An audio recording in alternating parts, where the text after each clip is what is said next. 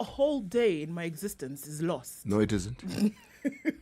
The day is exactly where it always has been, and it was yesterday. So now I have to adjust that today is the 9th. No. Is it actually the 9th? You actually don't have to from adjust. 7th to 9th. Yeah, I've lost the 8th. No, you haven't. Look, when your mind becomes adventurous, appreciate it. Okay? Because for you, today is Wednesday. It's a good thing. I didn't know that's where you were going to go with that one. Of course, that's where I was going with it. Where did you think I was going to go with it? I'm not sure. This is, after all, Cindy. Touche. Plug back, eh? So, but what is it that was making you think about the date? You said that, and I was like, okay, so did I even think about yesterday's date at any point apart from when we're here? I don't know, because... Was there something that you were expecting to do by the 7th? No, Or I did just you have assumed... an 8th deadline, so you had a day to go? I don't know what it was. But I just knew that Monday was the 7th of February. So that means that every other day before this, you understand, No. was the wrong day. Actually, no. What often happens is your mind has a day that it considers significant. So it actually doesn't move on to the next day. That significant day becomes a reference point. And now the reference point becomes just the next day. Yeah. What is 7 plus 7, City? 14. What's the 14th? What's this about the 14th? Of February. Oh, please, cut it out. It's not, I mean, no. Yeah.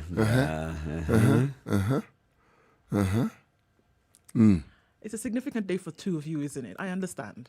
No problem. What is You guys, no problem. You can share your, feelings with me. So you've turned I'm it all here to around, listen. eh? I'm here to listen. I am here for you. So Okay. anything that you're feeling, apprehension, anxiety, Don't let it on a worry. sister. Do not worry. You know, sister, I'm concerned. I'm concerned. I'm really concerned. You are, right? Yeah, is it possible to just watch documentaries for a while? As opposed to? Checking out. Of reality. Okay. All right. Welcome to the show, everybody. We're glad that you're here with us today. A lot of things that happened yesterday. So, following a conversation that we held for an entire hour here yesterday, now things are moving. Yep. Okay. So, we'll have that discussion and many other discussions. BBI, is it happening? Is it not? Yes, it's happening to some extent, and some cases are still pending in court. Those will be fast-tracked, as we can imagine. But then, many other things have happened. COVID-19 in numbers and COVID-19 vaccination. So this whole issue, and there is a fallout about the Oxford-AstraZeneca and what's expected to come out of the WHO today in terms of who gets what jab. But let's start with the numbers. Okay, so let's look at the numbers around the world. 107,004,444. That's what we're looking at now. About 7 million jump in the last 1 week. Unfortunately, we're still looking at significant numbers of deaths. 2,336,242. The United States now has 27,700,000 cases of COVID-19. Almost 500,000 deaths, 24,000 shy of 500,000 is what we're looking at now. They still continue the vaccine rollouts in the country. This is still going on, but still having to deal with high numbers of COVID-19. The Super Bowl took place over the weekend, and there were very many things that Americans had to say in terms of still large crowds coming together to watch this sporting event, which is a tradition that happens in the beginning of every year. But it seemed as though, COVID was not a thing. The entertainment of it and the fanfare and everything that surrounded it was more important right now, at that point, than thinking about infections that could come about because of the large crowds. Okay, so that happened. And so again, Dr. Fauci and his team are saying that, it's possible for them to see a spike in these cases in the next couple of weeks just because of these huge crowds that they saw. over the weekend, right? So that's what's happening in the US. And like we know, the vaccines vaccinations continue across the US. They're hoping to have vaccinated 100 million people, or rather, they're hoping to have been provided with 100 million doses of the vaccine by the end of March. So that looks at about 50 million people. And then as they go along, hoping to do that for the rest of the country throughout the year. We're still looking at high numbers coming out of Western Europe, the UK, France, Spain, Italy. 3 million, 4 million cases, rising number of cases. If we look at what's happening in the UK, for example, and what they recorded in terms of COVID-19 numbers yesterday, 14,104 new cases. They're adding to the belief and what the World Health Organization lauded at the end of last week, that they're seeing a significant drop in cases across the globe. And for 3 weeks now, they've recorded lower cases of COVID-19. And this is one example, whereby they were recording 66,000, 65,000. As of yesterday, 14,104 cases. The day before that, 15,000. So yes, we're seeing that this is what is happening, lower cases around the world. It could be that everybody's settling down into their routine now, or into part of the year everybody's going back to school. Well, the lockdown is bearing fruit in the UK. Sure, it is, absolutely. And they're in lockdown until March at least, from what we know. So it looks like it's working here. It's working. Yes. But that whole issue of Oxford-AstraZeneca vaccine and the news now coming out of the UK, South Africa. So South Africa suspended the rollout of the vaccine. They did. And this was because after some samples, they were noticing like it is not having an impact on the South African strain of the virus. Yes, but the thing is that, like we were saying, not everybody who's infected with COVID-19 in South Africa is infected with the second variant. Yep. There are some people who are infected with the first strain. And in terms of the efficacy of the Oxford vaccine, it is able to guard against, at least until 90%, those who have been infected with the first strain. So like we said, there are some who believe that perhaps it was early days to have shot it out. It could have helped for some. And it doesn't mean that everybody who will be infected in the future is going to be infected with the second variant. It doesn't mean that. Yep. So, and it's still in the trial stage, so... But that's it. Now, because it's in the trial stage, and also there is a whole issue of not knowing the impact it would have on especially the aged people. If this was being noticed in a median age of 31, so the questions start emerging. So what happens to those who are a bit elderly? And does it have the same kind of efficacy? Does it have any impact? Would it reduce admission? Would it reduce... would it give the body better chance of fighting it? So I guess it's just what the science does. You know what is actually odd is that if we were talking about a clinical trial and you are talking about trying to determine the actual impact and effect of this drug, one, on populations that have not been tested, for instance, pregnant women, perhaps the elderly, perhaps the interaction of this particular vaccine with other drugs in the body. Now, trials tend to have small groups of people and then you increase it, okay? But this one is like a really big trial. This is the whole point. So it's like now you're beginning to see what this thing can actually do or not do. That's what I was telling you from a research perspective. It's not good or bad. No, it's just information. It's data. Yes, and it also tells you what it is you need to tweak in that particular vaccine to ensure that it caters for this. Now, remember, there are some processes that are intended for people who are elderly. Octogenarians, septuagenarians. There are that are intended for children. There are those that are intended for younger people. Now, oddly enough, there are some which cut across. The truth of the matter is that everything that has to do with COVID, we may think we have a vaccine, but I would venture to say that each of these vaccines is still on a trial stage. All of them. Because none of them has been tested on a large enough. Let me pause. Let me pause. China has tested their vaccine on a much larger population. Yes. So it is simply the process that one goes through. And the fact that they've halted it, it was because they wanted to see what are the effects? And they've now seen the effects. Not a negative thing. Yeah. It's a good thing they have seen it. They now have an opportunity to do whatever else needs to be done. It doesn't mean that now that's the end of that particular vaccine. Yeah. No. It doesn't. Because for it to get to a point where you're saying it's the end of it, then you need to ask, where else have we seen this vaccine being rolled out? What has been the results? Yeah. Because then you might single it out and determine that it is because of this new strain that South Africa seems to have that they have this sort of effect. So as I said, early days yet, we're still going to be finding more and more and more. But just so that we understand this discussion and how far it has gone, there are discussions about vaccines for animals. Yes, we have countries that have even started the process of trying to determine how they can vaccinate animals. Like Korea. I'm just giving you an example. Against what? COVID? COVID. Okay. Explain. Well, you see, the understanding of COVID was that some have the view that it came from bats. A bat is an animal. Okay? So Yeah. now, yes, it is. Okay. A bat is an animal. Yes, it is. Just like a snake is an animal.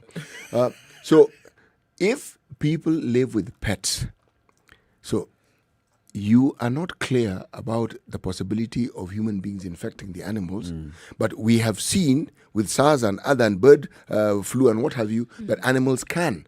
The virus can mutate, jump from the animal to the human being. being. That has been seen. Yeah. So it is against that background that now vaccination for animals is also becoming a discussion. A discussion. And some countries have taken it beyond a discussion. Okay, well, let's look really quickly at what's happening on the continent. Rwanda has now temporarily suspended flights to South Africa, Zimbabwe, and Zambia. This is because of the COVID-19 variants once again, seeing that global concerns on the variants throughout South Africa. So they were looking at the suspension of flights to Johannesburg and Cape Town, Lusaka in Zambia, and Harare in Zimbabwe, effective the 8th of February. That was yesterday, right? The 8th was yesterday. So scheduled flights will resume as soon as there is more clarity on the situation, according to the airline.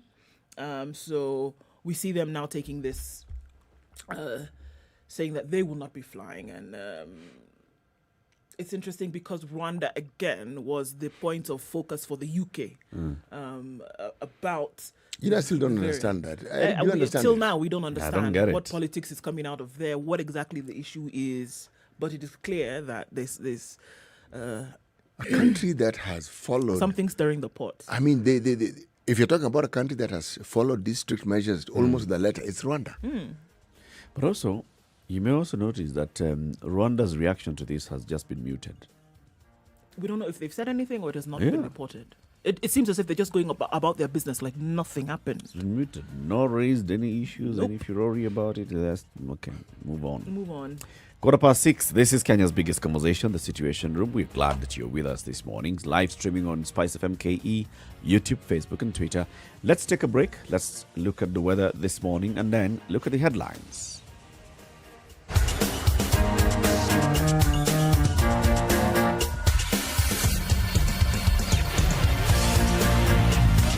24/7 around the world, non-stop. This is Spice FM.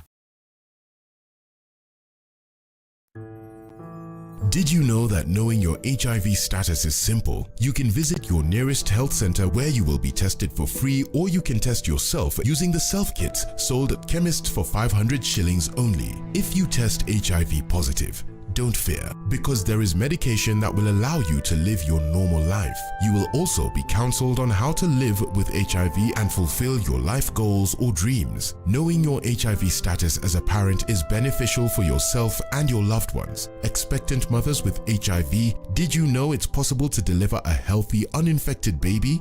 Visit a health facility near you during your antenatal visits to get proper information, advice, and treatment for HIV. HIV treatment can improve your overall health and can protect an unborn baby from contracting HIV before, during delivery, and after birth. We must not exclude or discriminate against our HIV-positive counterparts because living with the virus is not a curse. Follow the Ministry of Health's instructions to protect ourselves from HIV and also to protect ourselves from the coronavirus that causes COVID-19. Do you know your status? This message has been brought to you by the National AIDS Control Council. All right, Tuesday morning, let's look at what the skies look like. 17 degrees and mostly cloudy conditions in Nairobi today. Probably going to have some rain, but have a look at that in a short while. Highs of 23 and lows of 16. Nyeri is cloudy at 14 degrees, highs of 22 and lows of 15. 15 degrees is also what it is in Nakuru this morning. Cloudy conditions as well. Highs of 25 and lows of 16. 23 the high in Eldoret and mostly cloudy at 15. Highs of 30 and lows of 21 is what we'll be experiencing in Kisumu, where it's mostly cloudy at 20. Partly cloudy conditions in Kakamega at 16. Highs of 30 and lows of 18. 31 the high and lows of 25 in Mombasa. It's mostly cloudy at 26. 27 and mostly clear in Malindi right now. 31 the high and lows of 26 as well. It's mostly clear in Kampala. 17 degrees, highs of 29 and lows of 20. Dar es Salaam this morning, it's already started raining at 27, highs of 30 and lows of 26. 17 degrees and partly cloudy in Johannesburg, highs of 24 and lows of 15. We're looking at highs of 34 in Lagos today, quite a warm day, partly cloudy conditions at the moment at 27. Light rain in Kinshasa at 23, highs of 31 and lows of 24. It's a bit warmer in Beijing today at 4 degrees. It's going to go to a high of 10 and lows of -7. -3 in Paris at the moment. Flooding is the warning for today. Going to see highs of 0 and lows of -3. It's -1 in London and cloudy conditions, highs of 0 and lows of -2. It's also -2 in New York. It's still Monday night, getting into Tuesday morning. We'll see highs of -1 and lows of -5.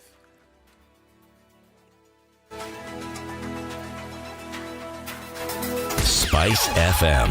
Spice up your life. Mature, intelligent talk every morning. Spice up yourself.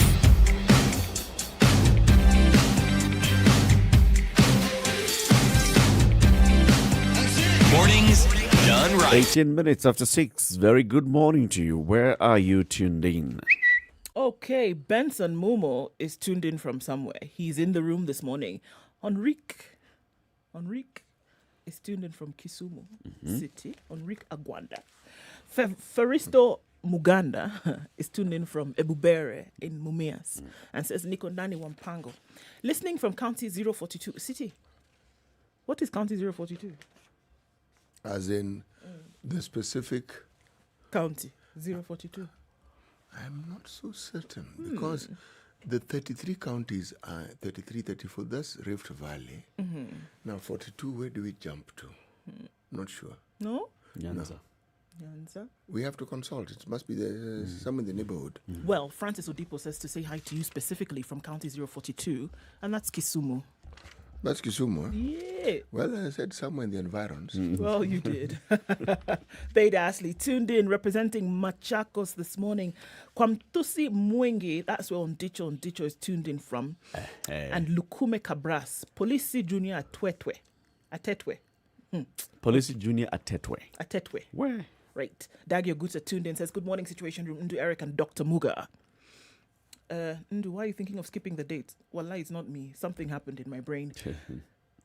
TTS Kelo Kibet says, good morning. Situation Room is the best. You are the best. Waterman Jeffrey, good morning.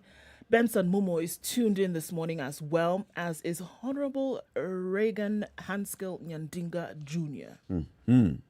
Has said something I don't understand about a frying pan and Willie me anyway. Teresa Mumanyi says good morning, and Kelvin Joroge tuned in this morning. Kijana Paolo, Master Dan bonjour says good morning from Beijing. That's afternoon for you. Good morning. Nakuru is tuned in from Charity Minor. Shadrach Kiprono is tuned in this morning, and Wanjiku Marge as well. Everybody else, I didn't mention your names this morning. Quite a number of you. Good morning, everybody. Santeni sana for joining us and welcome to the show. CT, the day's proverb. Much talking does not make you a leader. Say it again. Much talking does not make you a leader. For sure. Hey. Okay. Let's look at the headlines as we see who's talking where. Yeah. Okay. Front page of the Standard. Yes. Ruto takes on Uhuru in house as Tuju strikes. So there's a lovely picture here of 139 leaders on the beautiful lawns in Karen. Deputy President rallies 139 MPs to influence House business and prioritize the pro-Hustler Nation legislation in a direct challenge to handshake proponents, even as party expels 6 DP-allied lawmakers and convenes the Senate PG today. So yes, yesterday was a very interesting day, and we saw quite a number of people move south to Karen. The question I would have asked, is this one of those situations where we say now the gloves are off? Is it? Is it? Well, it seems that according to this story, he has opened new political war front with Uhuru in Parliament. The implosion in Jubilee has reached a point of no return. And now the ruling coalition, whose motto is Tuko Pamoja, will have separate parliamentary group meetings within 24 hours to prepare the agenda for the House, which includes the Building Bridges Initiative. Deputy President William Ruto yesterday held a parliamentary group meeting at his wing ahead of the presumption of Parliament, only to be checkmated by President Uhuru Kenyatta a few hours later. The head of state, in his capacity as the Jubilee party leader, called a Senate PG meeting today at a time when 6 rebel senators have been expelled from the party and the Senate Majority Whip, Irungu Kangata, is facing the axe.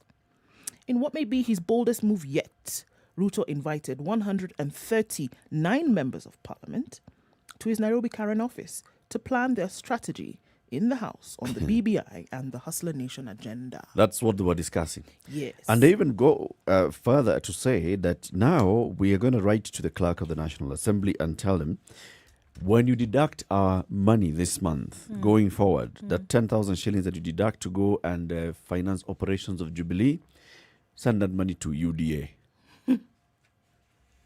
Now, I wonder what that would mean. If a member of a political party decomes from that party, then a by-election is necessitated. It is. So when an MP says, okay, now stop paying money to Jubilee, pay it to UDA, You've shifted. does it mean that you have now shifted to UDA? Or the rules of the game, you know, this debate began at 3 years after independence when Jaramogi, same story, but this was in Parliament, right? He simply moved to the other side of the House and declared, and yes, clever individuals who understood the Constitution said, that is perfectly all right. You can move, but you know something, you are elected on a Kanu ticket. So now we have to go for A by-election. precisely. And that was the beginning of many beginnings. Yeah. So, do these MPs realize what it is? I'm sure they do. They do. But do they understand the long-term consequence of this? Because, or are they assuming nothing will happen? Or are they prepared for the long-time consequences? Or maybe there's some part of the law that they amended. And we don't know. And, you know, we've always been assuming that this is like that. But they've read the law and they know the law. They are brave enough and they think that this they is... know this that is, this one, okay, yeah, I don't know. You remember the other time when we were speaking to the UDA chairman, Johnson Mudama, and he was telling us UDA is actually one of those parties that's affiliated to the Jubilee coalition. So it's not a party that's outside the coalition. So we are still with the coalition that has been lodged, the Register of Political Parties. But that is coalition. When you say that you're now remitting your money to this particular party and not the other, You've is moved. that tantamount to saying that you're now You've shifted supporting You've jumped ship. or you're a member of? You know what is also of interest is this. If you are a visitor to our Jerusalem, then you might see this as something significant. But if you look at the coalition, the groupings we've had since multipartyism was introduced, each of them had the sort of enthusiasm and the gung-ho that this one has. Yeah. And one was to see them disintegrating with the time and people moving left, right, and center. And then there is an important part of this discussion that one must never lose sight of. It's called the person who holds the reins of power. All this is good. Something that I was thinking about this morning as I was coming to work. The current residence, is that the official residence of the deputy president? Yes. Yes. Okay. Yes. All right. It's a state house of the deputy. It's State of the House. DP. Okay. Yeah. It's a state house annex. No, just State House of the deputy. Now, if you look at that and you consider what the 5 bench Judge. have done, then clearly we are in for interesting times. Because one, our understanding of the Constitution is about to be expanded, but also there are people who are currently in Parliament who are about to experience what it is that happens when the power of the incumbent is focused on you. Some have already begun to feel it. Rest assured, others will also begin to feel it. Yes. Okay.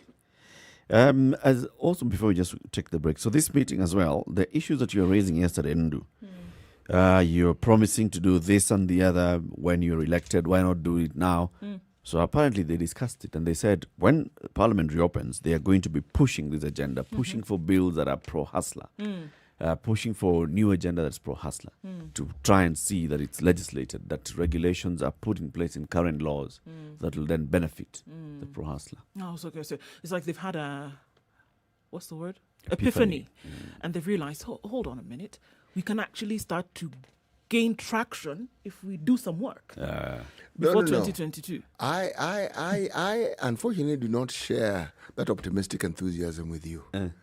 It was laced with heavy sarcasm if you didn't get it. But please go ahead. I'll have a sleep because these are politicians. I know. Okay, they didn't become politicians when they now sided with. They've been politicians throughout. Yeah. This 5-year term, they've been politicians. So forget a pinch of salt. Here, I'm going to play Thomas. I want to see before I believe. I'm not holding my breath. The possibility of that agenda even being in, house business. The person who controls the house business is the one on the opposite side. Exactly. Yes. So this agenda of yours being discussed in Parliament in the first place, you need to have it being on the agenda. Business of the day, order number this, 2, 3. motion, bill. Will that ever come to pass? Here, tutaona. moving away from a position where you are in the party that's in government, and then midstream you move into the opposition, it's going to be a delightful experience for some individuals. Yeah, we'll see. We shall Some see. of them will no longer be senators anyway. 6 have been kicked out by Jubilee, and this is part of their, disciplinary proceedings. So the 6 senators, who are they again?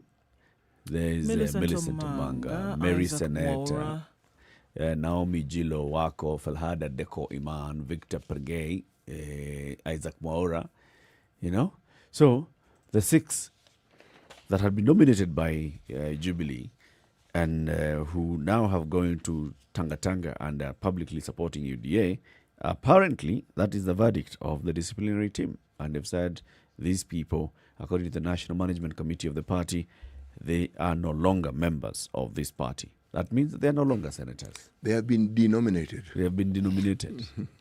That's it. All right. Excommunicated from the party.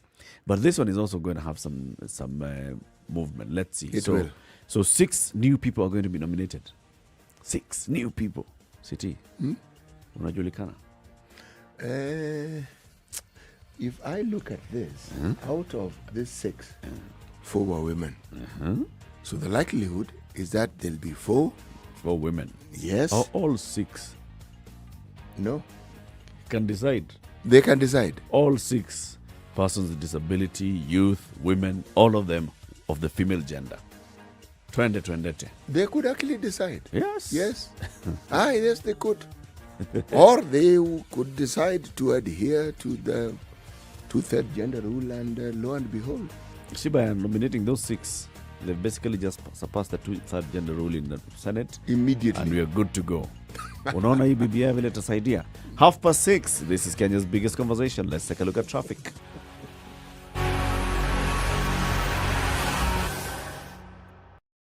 This is the Situation Room, the only way to start your day. Spice up your life.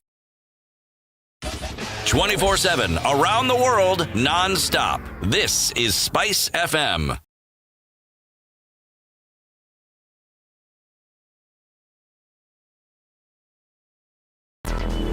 traffic. Okay, so what are we looking at today? Yesterday was absolute madness, this we understand. It's been said that if Mombasa Road has a sore thumb, the rest of the city will not move.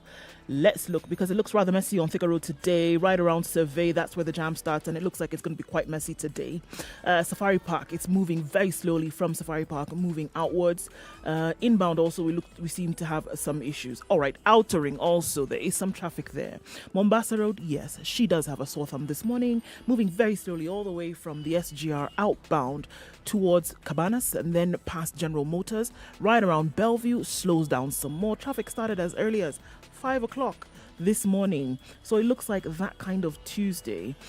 Now would be the time to leave early so that you don't get stuck in this, because it looks like it's going to be there for some time. All right, coming off of Jogo Road, there's traffic all the way from Donholm as you then get onto Jogo Road out towards the City Stadium roundabout and then onto Landis Road. It's looking kind of slow right now. Let's take a look at how things progress in about half hour or so. If you get stuck anywhere, do let us know. Spice of MKE on Twitter. Text us 40127.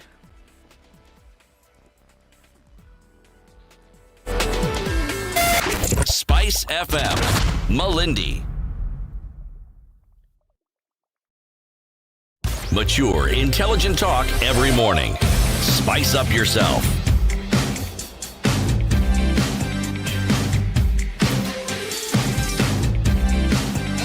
Mornings done right. 94.4 Spice FM. Headlines. So, this one, just a quick one before we go back into, I think, the politics. Apparently, the number of COVID-19 hospital admissions in the country have been dropping. And this is drastically, according to the Ministry of Health. Yesterday, the ministry said 384 patients were admitted in hospital across the country. If you compare this to at some point last year, November last year, when you had more than 1,000 patients admitted in hospital, then clearly this is some very good news. So that number has basically just been going down. We are operating below 500 since the beginning of January. If we look at the highest hospital admissions according to this data, on 24th, 27th, 29th and 31st of Jan, 24th we had 545 people admitted in hospital. By the end of January we had 481 people admitted to hospital. By yesterday we had 384. That's a very good decline.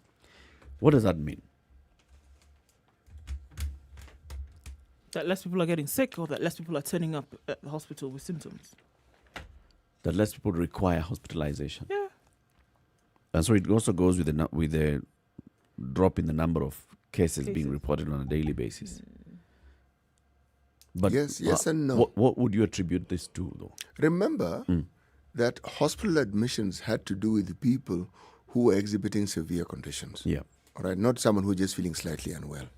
That's number one. Number two, if you place someone's health needs with their need to actually live and survive, the need to live and survive takes precedence. So even if someone is slightly unwell, they are not going to go to hospital. They would rather just self-medicate and proceed with whatever else they need to do. And there's something else that you must understand. Nature abhors a vacuum. If public hospitals have a problem, there will be all manner of people presenting themselves as health practitioners, especially when you have the sort of situation that we have in this country, providing healthcare needs for people in areas where you wouldn't imagine. Yes. And also, we may talk about regulation or non-regulation, but the truth of the matter is, if somebody is completely unwell, they will go to some of these establishments. Now, the data that we get is from public hospitals. They are not the only places that people seek health care. No. This is from public and formal private. Formal or informal private. The thing is, private doesn't mean private expensive. Okay? Private simply means it is not public. Yes. Yes. It could be a room. And so long as that person seems to meet those needs, that person will be able to cater. Now, remember, we were able to license not only nurses, but also clinical officers to actually practice medicine. Now, many of these people opened up clinical services, mostly in areas that one could argue are underserviced when it comes to healthcare provision. people like these would, at a time like this, be able to find a lot more work than they previously did.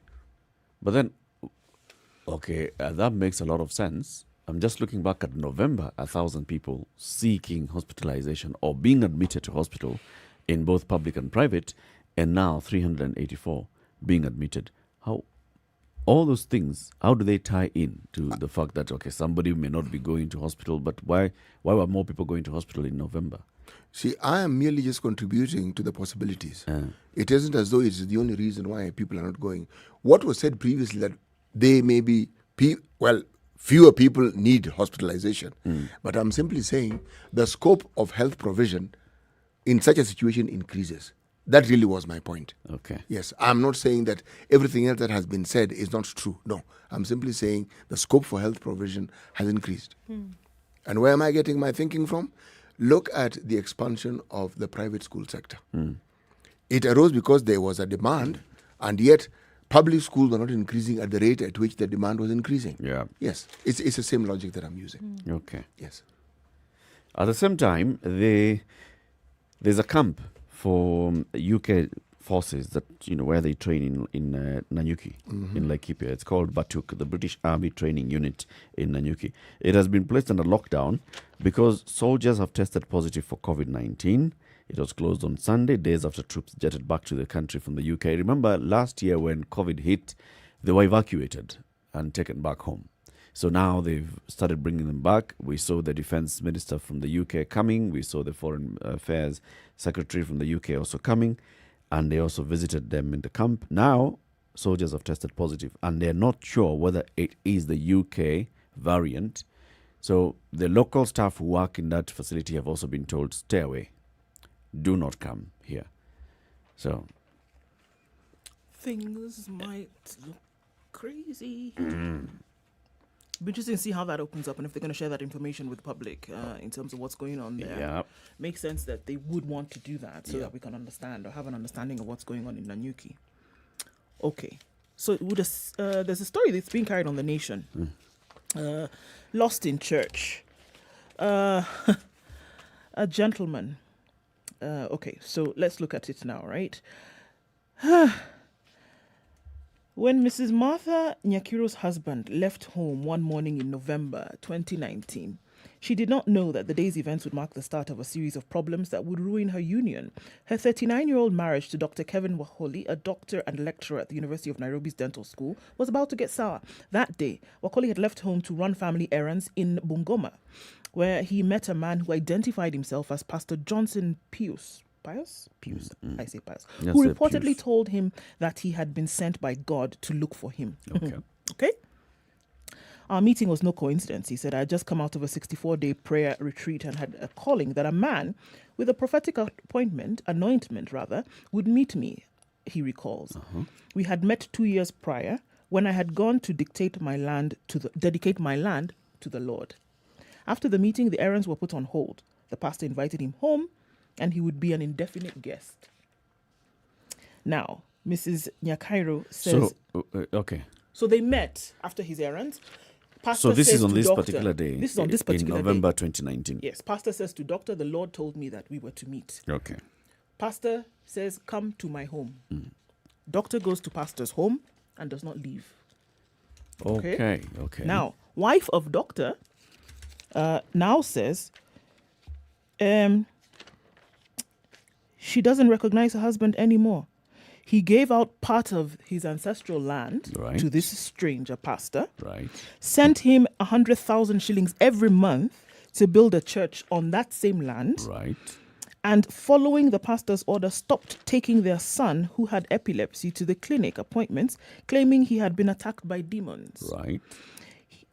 So she says now she wishes that the pastor had never come to into their lives because he had brainwashed the husband. According to Dr. Wakoli, the church, an iron sheet structure, mind you, with a cemented floor, can accommodate 100 people. However, the source of finances used to build the church was disputed because remember he was giving 100,000 shillings every month over a period of time to build this church, but it was a small church that could only fit 100 people. She said, and what he says is, when the Lord sets up a ministry, He provides the finances. And now Dr. Wakoli is the one through whom these finances were provided. So the church was completed. It had congregants. The doctor was named as its overseer. He preaches in the church, even though he has not gone to any theological school, his wife says.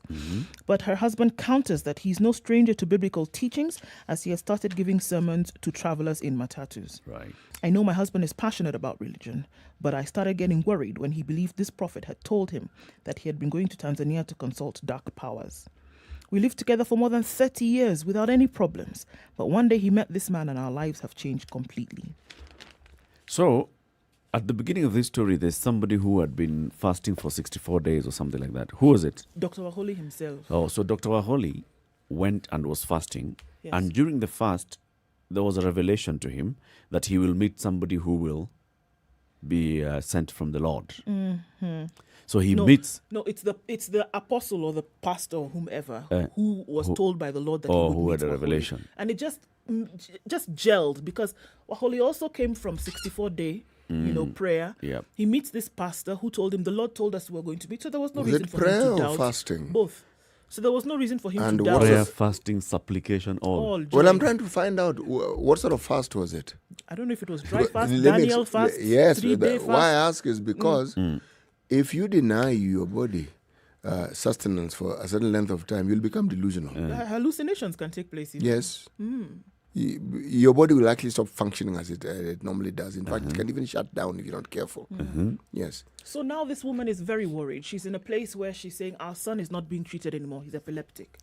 The husband does not even visit his clinic anymore at the University of Nairobi, where he Plies his trade. plies his trade. All of our money that we normally get on a monthly basis is going to the church. And the man is not seeing that he's been hoodwinked by this prophet, giving way to the fact that many more people in this country are under the influence of would-be prophets and pastors, telling them that they've heard from the Lord directly, and this is an earthly manifestation of God's heavenly message. Many people now are caught in this. This woman does not know what to do. She has lost her husband to the church. It's bizarre. It's bizarre. But she's taken action. She's gone to court Yes, she has. seeking a divorce. She's seeking divorce. Yes. It's bizarre, though. Do you think that's what happened to the wives of Simon Peter and the others? Meet with this man, tells you, I'll make you fishers of men, follow me, and you drop everything. and This follow. man was a successful fisherman. He was making The money. best known around here. He was making money, then suddenly he has moved. One following day a this guy one comes guy. and says, "Follow me." Yes. I had never quite looked at it that way, but it's worth thinking. But yes. And there were people who were... Levi was collecting taxes, Yeah. and he stopped immediately. Stopped. But consider also,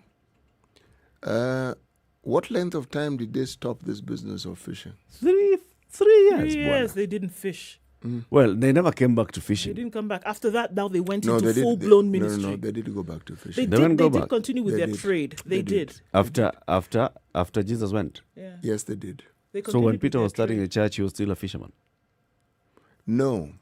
When the numbers of people who actually follow the faith increases, so does your role. You now become an overseer. Yes. Because like this guy. you need to manage.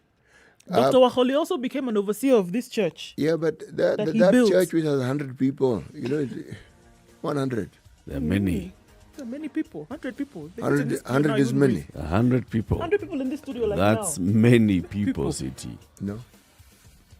It's growing. In that particular day This and is age, a yes, seed. there were many people. The world hadn't been as populated as it is now. So yes, in a sense, there were many. But now, 100 people. In a church. In an ordinary kawaida church, 100 people. No. That is a very big seed, my friend. I am not saying... You that- wait, 2025, about 2 years from now, that congregation will have grown. They well, start that way. I'm sure to get to 100 it grew. Yeah. Started but- with 10. Yeah. But you see, my mind is influenced by churches that have thousands. See, that's the thing. This is now. where You- I'm coming from. You're looking at it from the end. No. See the journey. I am seeing the journey, but it's a journey that has been followed by individuals who are actually not called pastors. They are called cult leaders. This one looks like the wife said he's a devil worshipper. As far as she's goodness. concerned. Okay. A quarter to Right. 7. Spice FM. Hey, it's getting hot in here. The media has greatly contributed to the moral rot that we experience in this country. I remember a senior politician telling me, point blank, nobody steals in the field, it's stolen in the granary. So my friend, if you're going to win an election, jipange kwa granary. I think we are suffering from Stockholm syndrome. Our violator and abuser is also our redeemer in our mind. The whole political class, the whole political institution is rotten. It is based on ideals that cannot progress our country forward. This is the Situation Room, the only way to start your day. Mature, intelligent talk every morning. Spice up yourself.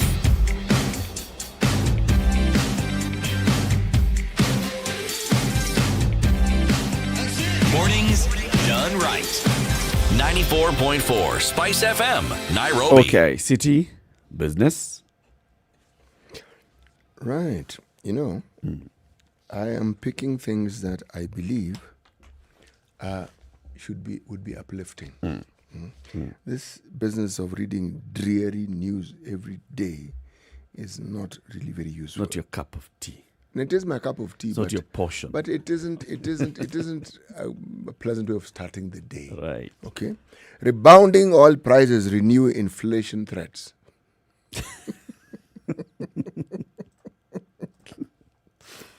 Okay. Okay. Essentially what I'm talking about is that the price of oil on the world market has been increasing. Okay. A sustained rebound in global oil prices has triggered fresh inflationary risks in the Kenyan economy within the first half of this year, with a sequel expected in energy and transport costs at a time when most households are still weighed down by economic knocks of the COVID pandemic. Let me tell you why I chose this. We are talking about inflation beginning to rise because of the oil, the price of oil per barrel in the world market. Yep. But the question that came to my mind as I saw this, even when there was a slump, did we benefit from it? Did we see this market change when oil on the world market was almost zero rated? Was there this huge sigh of relief that the economy could now actually move nicely and slowly because everything had become cheaper? The answer is no. You being who? Me being a consumer in this particular country of Kenya, East Africa. This third world, Banana Republic. East Africa, Kenya, Africa. Okay. The thing is, do these changes, especially when the oil prices drop, do they affect countries such as ours? Oh, they most Positively? certainly do. Like, would you say the same in Tanzania or Uganda or Rwanda? Like, prices have dropped and therefore people here have actually noticed a drop in oil prices immediately? Nope. Actually, if I lived in Uganda, I would actually focus on how it has affected Uganda.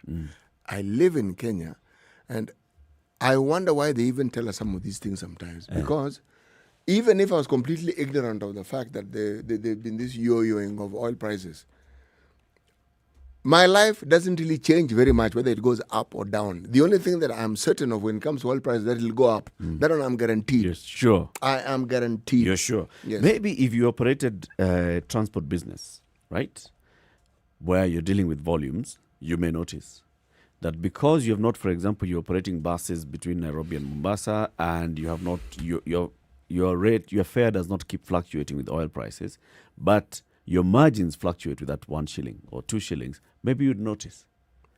Maybe you'd notice when the oil prices actually now drop, after some time, they drop by 5 bob, and that bus operator knows 5 shillings a litre. For all the buses that I'm sending to Mombasa and back to Nairobi on a daily basis, that means a lot.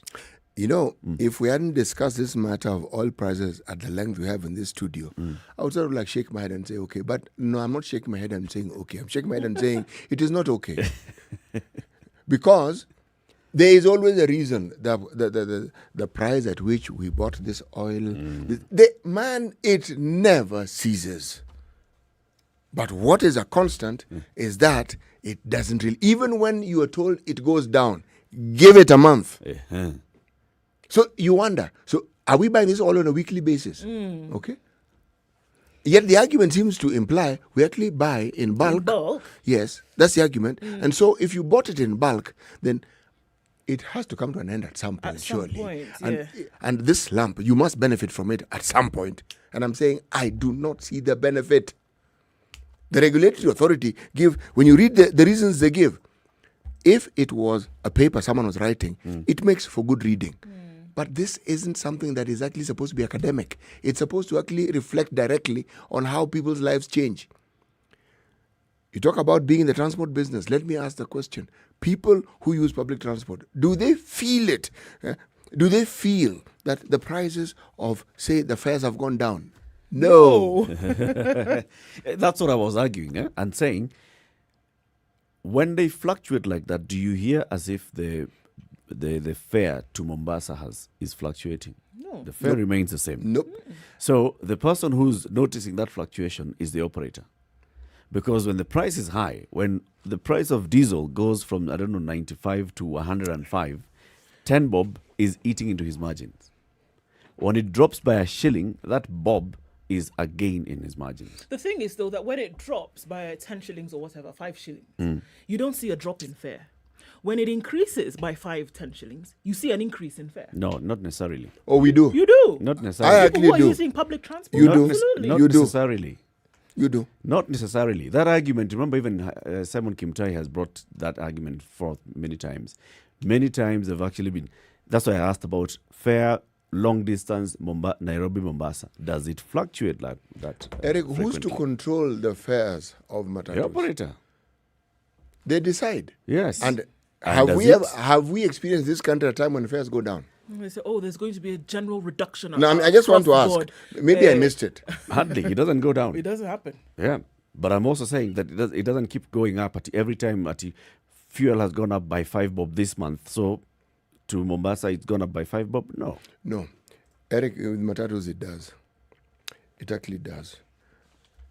We're in a country where when it rains, fares go up. When it has rained, fare goes up. What do you think is going to happen when it rains? Because oil prices go of a few unscrupulous people like these ones who ended up overseeing the death of a poor girl. Tell us that story. Okay, so this matatu was plying the route on Thika Road, and what was reported to have happened was that the conductor and the driver began to harass her for 100 extra shillings. And she refused to pay because, as far as what she was saying. So let me just read a little bit of that story to you. According to the father, they killed my only daughter, the only person we hoped would get us out of poverty. Those were the tear-jerking words of Mr. Elizafan Nyaga. She worked at the Equity Bank in Roiro, and she was an employee. She was pushed out of a Mwea-bound vehicle by road crew at Juja on Saturday, some 30 minutes after she had boarded the bus at Roiro. So the post-mortem showed that she had fractures to her skull and that there was swelling in her brain. So what happened was that she got onto the matatu, she quarreled with the driver and the two touts over a rise in fare. And the fare doubled basically from 100 shillings to 200 shillings. Now what they had agreed was that she had agreed to pay 400 and handed over the 500 shilling note. She was supposed to be given 100 shillings back, but they decided right then and there that the fare had increased by 100 shillings. So when the matatu got to Juja, however, the crew refused to give her back her change, prompting a quarrel. The vehicle stopped and the driver ordered her to alight. So fare between Roiro and Juja is usually 60 shillings. But the driver said she would have to pay 200. She did not accept the new terms. The driver, with the help of his touts, reportedly pushed her out of the vehicle. She knocked her head on the tarmac and was seriously hurt. Well-wishers rushed her to the Equity Afias clinic in Roiro. Her brother said yesterday she was treated and discharged. She was epileptic. Yes, she was. So she had an epileptic fit. When she came to, she asked the well-wishers to call her brother. Brother came. He was taken to the hospital. She was treated and discharged. Brother stayed with her overnight, monitoring her. She was fine. Brother left. Next thing, brother is being called by neighbors. Complications. We tried knocking and she wasn't. We found her Internal injuries. Yep. Lying on So the this floor. is where you hear the postmortem now when they said her skull had been fractured, her brain had swollen. So even when they had released her from hospital, this was already taking place. Yep.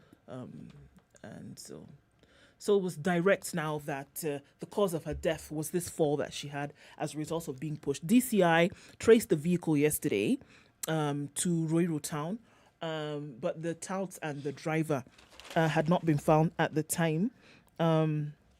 But they're still looking for them. So the DCI has taken this Oh, up. they'll be found. They'll be found. I'm sure they will. They will be found. This one is. So just there you go. That impunity of, well, we're just deciding we're not going to give you back the change. And it's 60 shillings normally, but we've decided that we're going to raise the fare by 140 shillings, and there's nothing you can do about it. Yeah. Very sad. I read about, when I was reading that story, I asked myself, who else was in the matatu? Yeah, Were who there else other that could have done passengers? something? Yes, there were other passengers. I And we mean, saw what- that on Twitter, for example. Everybody went crazy and was saying, I was on that matatu. I saw this thing happening. And what did Then you what do? did you do about it? You see, that's another question. Yeah. What did you do So about you just want it? to witness these 'Cause things and unless talk you- about having witnessed it? Exactly. You know? You're talking later and saying, "Yeah, I saw." I mean, it was We so were there. unfair. I mean, Yeah. it was annoying. Actually keep but quiet. people Don't tell kept us. quiet, People kept quiet. and Matatu proceeded, and they paid that fare that was being demanded of them. So what happens to this collective thing of saying this is wrong? We are not going to pay this fare because it is wrong. You pay because you think I don't want to be uncomfortable. I don't want drama. Let me just pay. And it's wrong. So here's somebody who says, I'm not going to do this. It is wrong, and pays for it with her life. Yes. Yes. You see,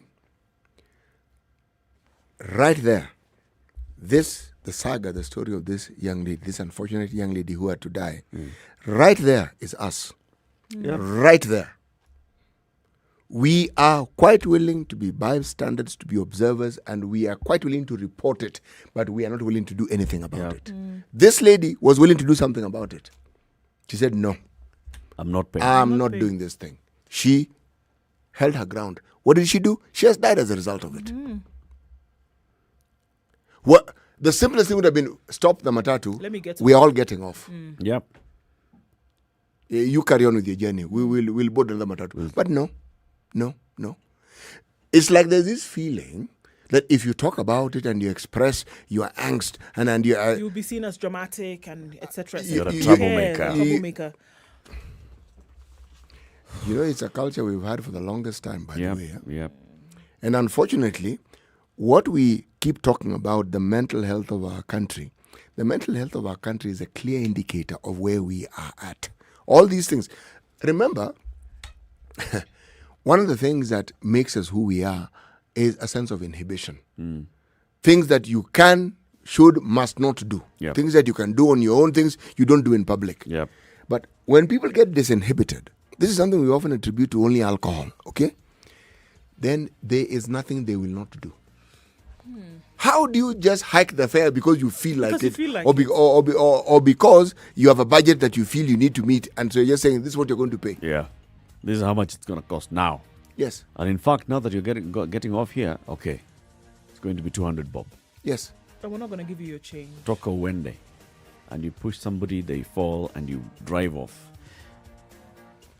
It's very, very sad. We need to actually start speaking out against some of these ills in our society. This is Kenya's biggest conversation, the Situation Room. Keep it right here. In the next hour, we'll have a discussion about what's happening in our courts. Good morning. It's 7 o'clock.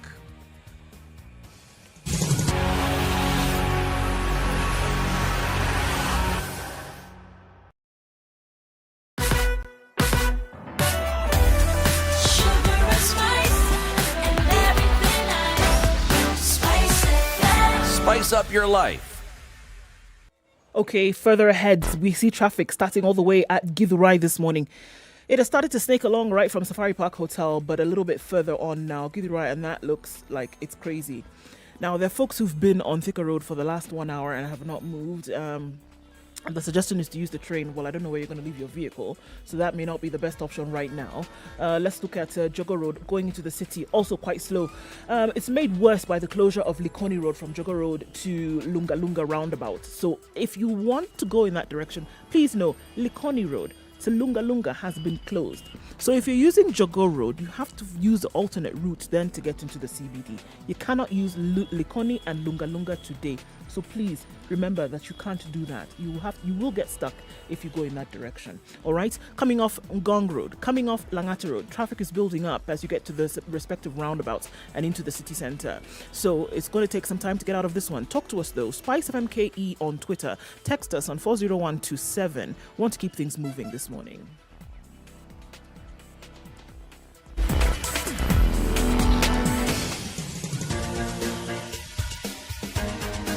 This is The Situation Room, the home of hard-hitting political commentary and penetrating insights about the state of the nation. This is a talk radio experience like no other. The Situation Room, a place for hard truths, debates, and elevated conversations. The Situation Room, witty, political, engaging, deep, controversial. In the room, we have C.T. Muga, researcher, academic, seasoned political observer, a fountain of wisdom in these politically uncertain times. Ndu Oko, Nigerian by birth, Kenyan by choice, communications expert, Pan-Africanist, a truth seeker and believer in people power, and Eric Latif, agent provocateur, the man in the chair, seasoned journalist, news hound, a man who believes in punching up, not down. This is The Situation Room, the only way to start your day. Thank you very much for tuning into The Situation Room this morning, this lovely Tuesday morning. It's the 9th day of February 2021. In the room, we have Eric Latif, C.T. Muga, and Ndu Oko. It's the second hour of The Situation Room, which begins 6 a.m. to 10 a.m. each weekday morning. Let's begin the hour with the day's proverb. C.T. Muga. Much talking does not make you a leader. Much talking doesn't make you a leader. Yes. Okay. It's actually a Ugandan proverb. It's a Ugandan proverb. Yes, it is. Banange. Okay. So, let's talk about then, much talking. Let's talk about... Let's talk much about the BBI and what happened in the courts yesterday, Ndu. Right, so yesterday a 5-judge bench has stopped the IEBC from holding a referendum until 7 petitions, not one, but 7 petitions challenging the process of amending the constitution are determined. Now, this, however, does not affect county assemblies and parliament, but the decision to pass the bill could be declared invalid, but we're just going to have to wait see. So these petitions have been made by a number of individuals and have come together as groups and said, you know what, this entire thing must be stopped. And the bench went ahead and said, all right, so all of this must come to a halt until these petitions are determined.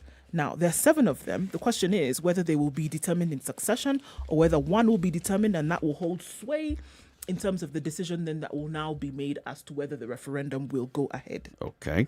All right. So what has happened here, and everybody's asking the question, does BBI then stop? Do all the campaigns that we see stop? What essentially has happened is that IEBC, as the Independent Electoral Boundaries Commission, will not be able to carry out a referendum, which is what is the end result of all of this clamoring that we see right now. So when if and when the county assemblies will pass this in unanimity, going forward, what would then happen is that the IEBC then would establish grounds for referendum to take place in the country. Now, that particular process is what has been stopped until these petitions stopping the amendment of the constitution have been determined. Mm-hmm. We do not know how long that is going to take. We don't know if all of them will be heard and then determined. We don't know after the determination, then what would happen. But right now we know that if all of this business that's currently going on with their county assemblies passing or not passing, if all of that is completed and these cases are not determined, the IEBC will not be able to do anything and we will not be able to go to referendum until this is heard. So, which is a good thing. Yeah. Put a put a peg in it right now, and let's just wait to see if these folks who are coming about and say the constitution of the country actually should not be amended until, number one, the current one is established on all fronts, that you cannot change the spirit of the constitution in the manner in which it exists. The petitioners have come out with very many things that they are saying, but we hear that one thing that rings through a lot of this is that the spirit of the constitution should not be touched, and that essentially what you're doing by going ahead to do this is that you're touching the very fabric upon which the people of Kenya then would operate, and they don't want this to happen. And essentially that is what would happen should you go ahead with the way things are now. But that's one similar thread that runs through all of these petitions that have come forth. Everybody has a different factor that they're bringing in here and there and saying, okay, well, this cannot happen. We cannot have power sharing in this way. On and on. They want interpretations, various 11 cases around the BBI, 11 cases, out of which 7 are filed before the High Court in Milimani by, among others, economist David Ndii and Cherotich Sei and Wanjiru Gikonyo and others by the Nurses Union, Third Way Alliance Political Party, Justus Juma, Isaac Olucher, Morara Omike, Isaac Ogola. Additional 2 others are filed in Mombasa. The remaining are before the highest court in the land. This is the Supreme Court. Of the cases before the Milimani Court, those have 27 parties. So what are these cases? So we know the David Ndii and Wanjiru Gikonyo and Cherotich Sei and 2 others have gone to court seeking to block amendments of key sections of the Constitution, saying this should be declared like fundamental parts of this Constitution and should not just be amended just like that. Others, according the Kenya National Union of Nurses, wants to stop the BBI, saying that their proposals were not factored in to the BBI. Third Way Alliance has gone to court, arguing that BBI is a government-led initiative and therefore cannot be subjected to a referendum. This is a government-led initiative. So if it's government-led, take it to the National Assembly. Don't take it through the back door of saying, oh, it's a people's initiative. It's the same argument that Governor Kivutha Kibwana of Makueni wants. He wants the court to find that the government cannot initiate a constitutional change process. If this is a popular initiative, which is where you go about seeking signatures and then going to IEBC for verification and then going to the county assemblies, getting half of them passing, then going to the 2 houses of parliament, and then to a referendum, that cannot start with government. That is not popular initiative. That is a government initiative. Now, Nandi and Kericho counties assemblies have gone to court and they want to be told, when this thing comes to us, can we discuss and amend the bill? Or are we just discussing the bill as it is and saying yes to the bill as it is or no to the bill as it is? Can we amend? So they want that. So some of these cases, some of these petitions are before the Supreme Court for interpretation. Others are before the High Court in Nairobi and in Mombasa. So I think it makes a lot of sense for the 5 judges to basically say, all right, so let's not get to the end of this process before we determine some of these matters. Question was asked of them, though. So, Your Honours, does it mean that now that the IEBC has already handed over the bill to the county assemblies, can the county assemblies stop? And we're like, we cannot stop the process in the county assembly. However, there is nothing that stops this or any other court from coming out later to declare that that whole process was unconstitutional. If it's so determined that it was unconstitutional, nothing stops the court from declaring that process was unconstitutional. So IEBC now is just hands tied. So you guys in the county assemblies go ahead, discuss, debate, pass, reject. Let it go to the 2 houses of parliament, Senate and the National Assembly. Discuss, pass, debate. But I will not take it to a referendum because the court has told me not to take that route yet until these matters are determined. CT, these are those ones where you say, this is lovely. It's delightful stuff. Because, one, you have a situation where you begin to appreciate the independence of these institutions. You really do. And you also get to see that our court system took this matter seriously. So it wasn't before 1 judge, 5 judges, or less. Yep. So our decisions arrived at not by an individual who you can say this guy was influenced, 5. Same number of judges like the ones we have in the Supreme Court. 5. So, our Constitution is actually being opened to us yet again, and we're beginning to understand what it is that it says about these certain matters. I am looking forward to the deliberations around this particular matter. And even as I'm looking forward to it, I'm looking forward to the activities that are going to go on in our county assemblies. You see, when people talk about wanting a democracy, and when they talk about a Bill of Rights, often people don't understand the lengths to which this can actually go. Yes, because here we have MPs allied to the Deputy President. Man, it is their right to do so. It is also the right of the parties that nominated them to take the steps they have taken. These are just rights. This is the drama. This is a dance of rights. Okay? It is one's right to take this matter to court and complain and say, look, I was removed unconstitutionally, whatever reason it is you want to give. What, in my mind, is really being debated here is the reality of our democracy. And what it is, it entails, and how it is actually put into practice. And that is what we're actually seeing here. This democracy that Kenyans like talking about, here we are. Does it stop anything, though? And because we're talking about a significant week or weeks ahead whereby the county assemblies are going to do their business in terms of passing or stopping this thing. Does it stop the process in any way? No, exactly. It doesn't. Because you're saying that the IEBC cannot hold a referendum. I don't see them saying, well, now the courts have gotten involved and then that stops and no full steam ahead going forward. It just means that they will do everything that they need to do to make sure that they've, crossed all the T's and dotted all the I's and then just wait for the determination of the court. It doesn't mean that anything is going to stop. I don't know that this particular train has been derailed. I don't know that it has taken any gusto out of their march ahead. It just means that, they'll just have to wait until this body then can carry out a referendum or not. But then does it put a dent in it with the possibility of all of this, like Eric has said, of this being unconstitutional? Then you can't go ahead with it. All of this would have been a waste of time. All of this would have been a waste of energy. All of this would have been a waste of political ambition. We've seen people make heavy decisions about their political future on this whole BBI fiasco. It looks, though, then that some people may be quaking in their boots right now to say, hold on a minute, I've made decisions based on this thing. If the court actually comes and determines that this was unconstitutional, one of these cases, one of these petitions actually then is upheld, then what happens in terms of the decisions then that I have made? And I think people probably are giving themselves a good time in terms of political think right now and saying, okay, things may change depending on what the court determines. And for me, it's just very glaring that, everybody is up shouting democracy, democracy, this. This is it right here for you to understand that you may be going in one direction, but the democracy that will come up and actually stop you in your tracks is real. And this is it. Somebody can go to court and stop this thing which you thought was going to carry the day.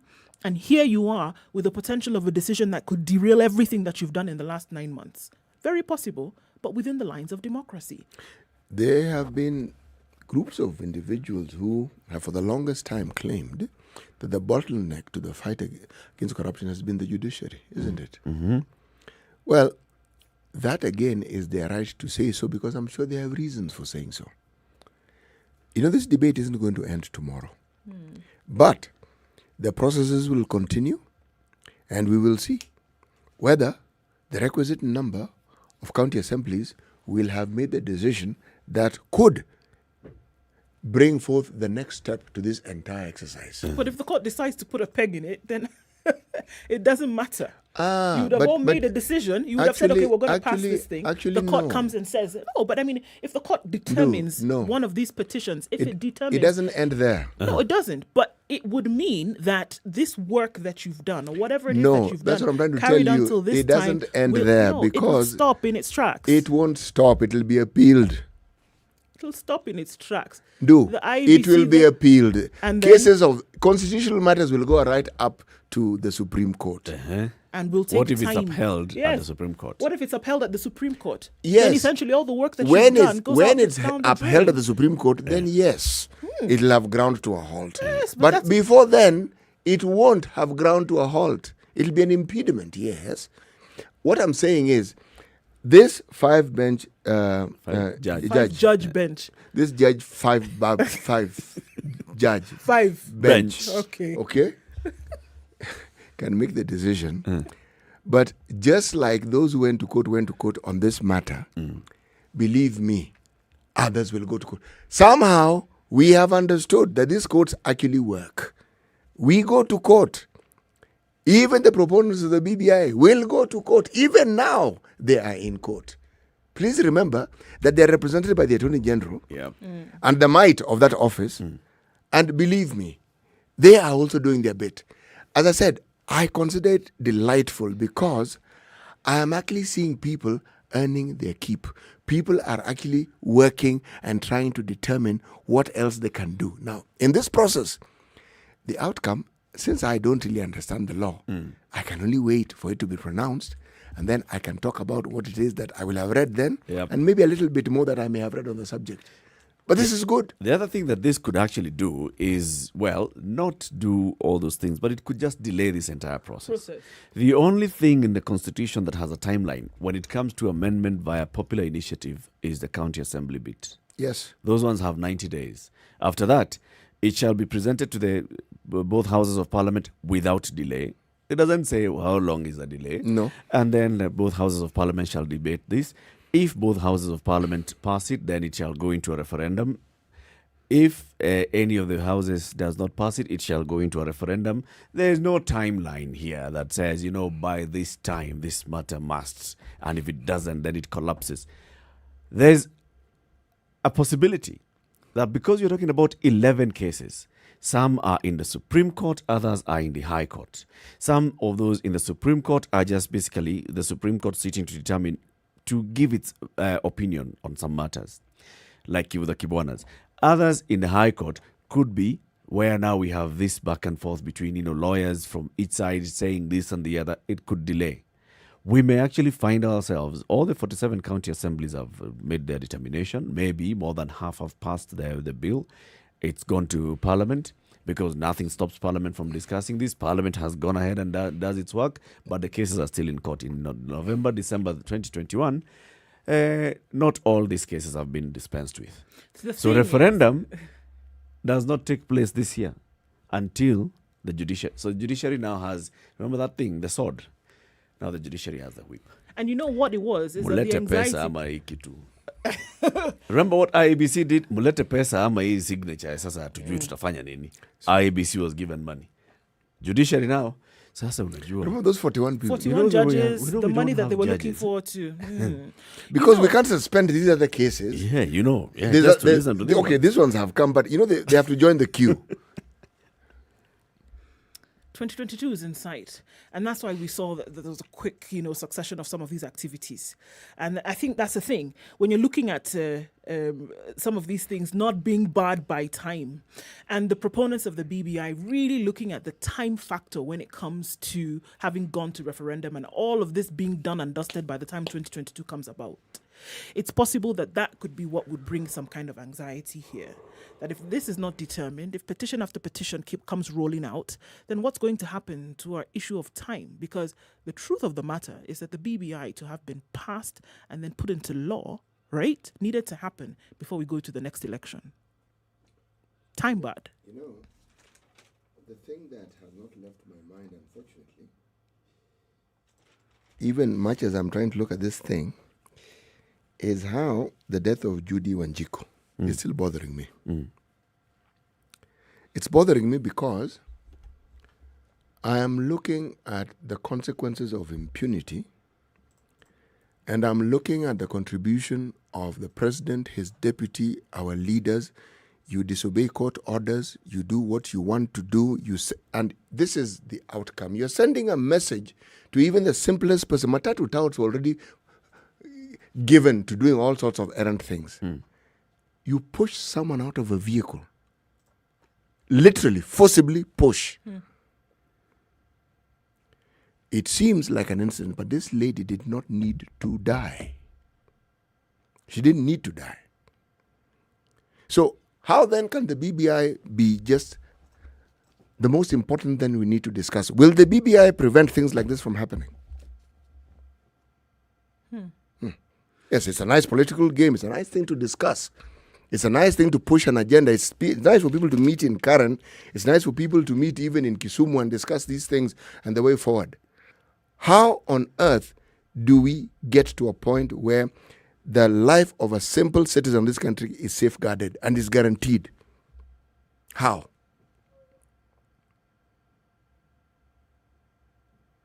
It isn't really. You know, we are quiet because, yes, you're making a lot of sense.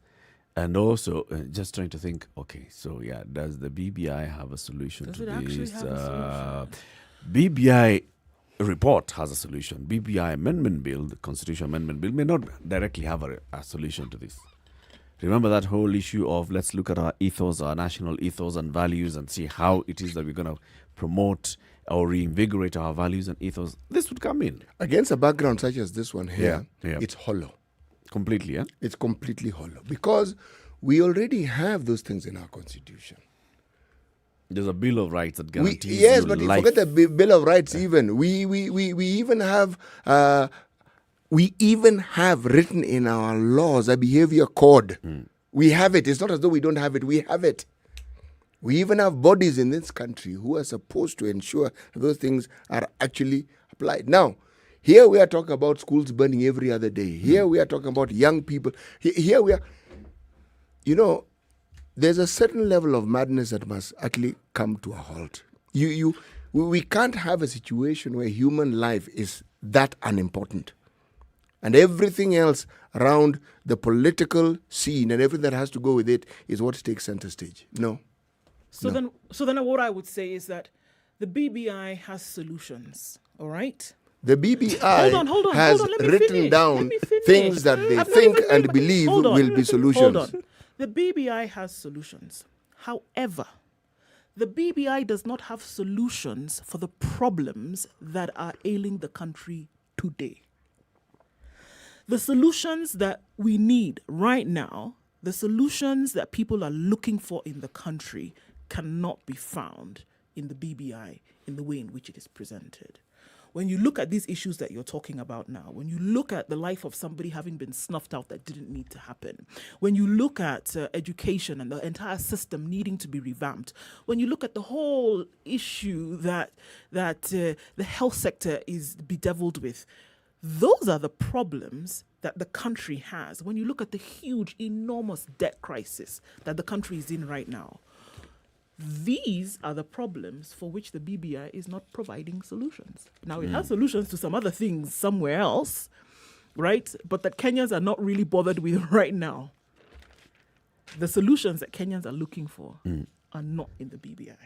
Maybe what we're looking for, or what we're looking at right now, are just symptoms of the main issue that's going to be sorted out by the BBI. Sometime in the future. Yeah. Now, by having these changes here and there, you see, there are parts. The law talks about very many things, and then there's the behavior and the application of that law. I don't know, man. I hear what CT is saying.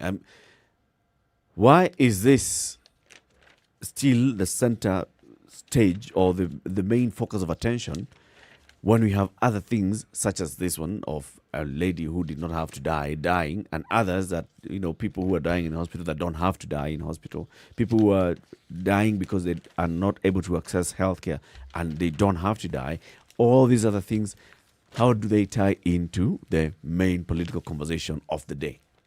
That's what I hear CT saying. How do they tie into the main political conversation of the day? They don't. But does it mean that we should have, we should only talk about this and then after we finish this, that's when we talk about other things? Yes. Not really. Are we saying that we cannot have parallel conversations? Look, we can parallel them as much as we like. But we've lost direction completely.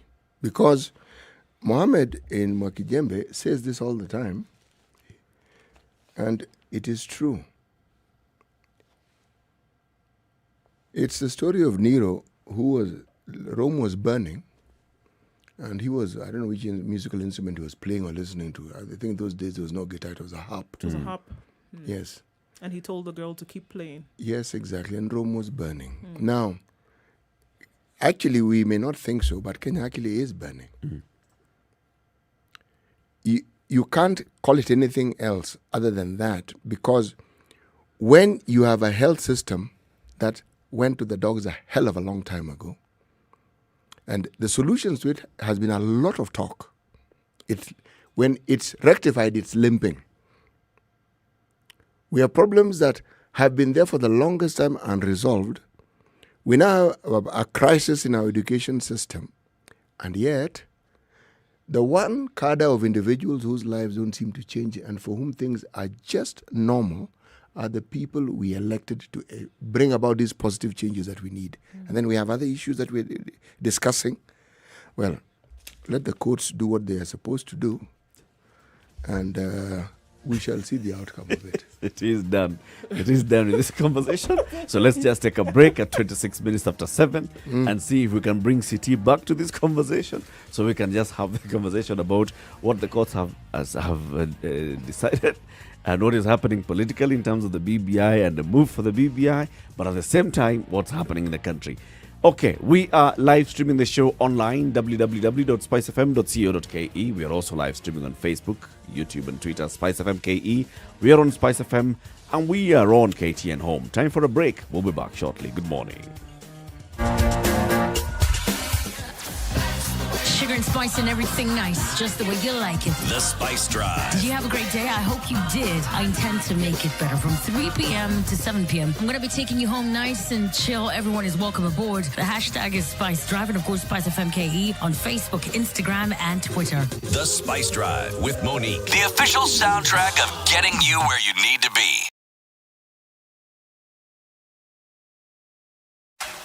The weather with Spice FM.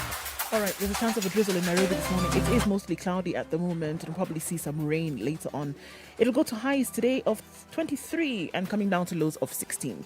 It's mostly cloudy in Nyeri at 15 degrees, highs of 22. We're looking at highs of 25 in Nakuru. It's cloudy at 15. It's also cloudy in Eldoret at 15, highs of 23, highs of 30 in Kisumu. It's 20 and mostly cloudy at the moment. Partly sunny conditions in Kakamega at 16, going to highs of 30 today. The high will be 31 in Mombasa. It's mostly cloudy at 26. Partly sunny conditions at 27, highs of 31 in Malindi. And in Kampala, it's mostly cloudy at 17, highs of 29 and lows of 20. Light rain in Dar es Salaam this morning at 27, highs of 30, highs of 24 in Johannesburg, and mostly sunny at 16. We're looking at partly cloudy conditions now in Lagos. The morning drizzle seems to have stopped for a while, highs of 34 and lows of 26. And it's raining now in Kinshasa at 23, highs of 31 and lows of 24.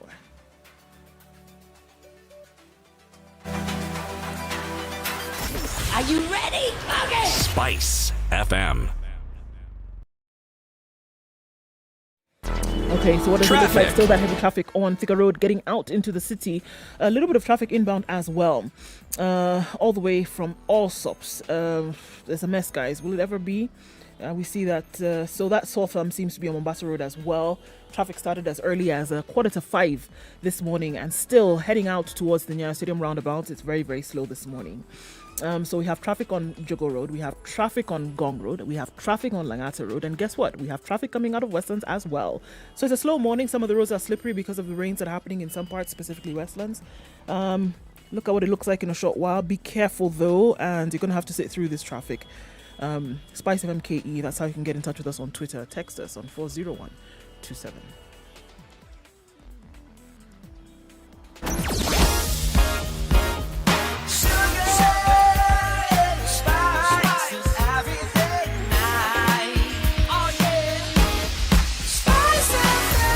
Spice up your life.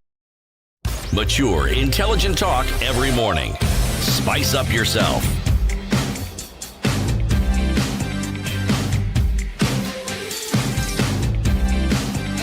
Mornings done right. 94.4 Spice FM, Nairobi. The conversation continues. This is Kenya's biggest conversation, the Situation Room. Each and every weekday morning, you have Eric Latif, Ndu Oko, and CT Muga in the room. We are discussing what happened in the court yesterday. A 5-judge bench of the High Court yesterday blocked the IEBC from subjecting the BBI initiative bill to a referendum thus throwing the constitution-changing process in limbo. So these are the judges: Joel Ngoge, George Odunga, Jairus Nga, Janet Mulo, and Chacha Mwita. They, however, ordered that the process to pass the bill to amend the 2010 constitution can continue before the 47 county assemblies and parliament. However, they're saying there are very many cases, 11 cases in total, that have been, brought before the High Court in Nairobi, the High Court in Mombasa, and the Supreme Court, questioning here and there and seeking clarification on matters surrounding this push to amend the constitution. So they said, let's bring all those cases together, let's try and consolidate them. At the same time, let's see what the Supreme Court is going to say, and then the IEBC can then go ahead and call for a referendum. They have not halted the MCAs from discussing this bill and passing the bill. They have not halted the Senate or the National Assembly from doing the same.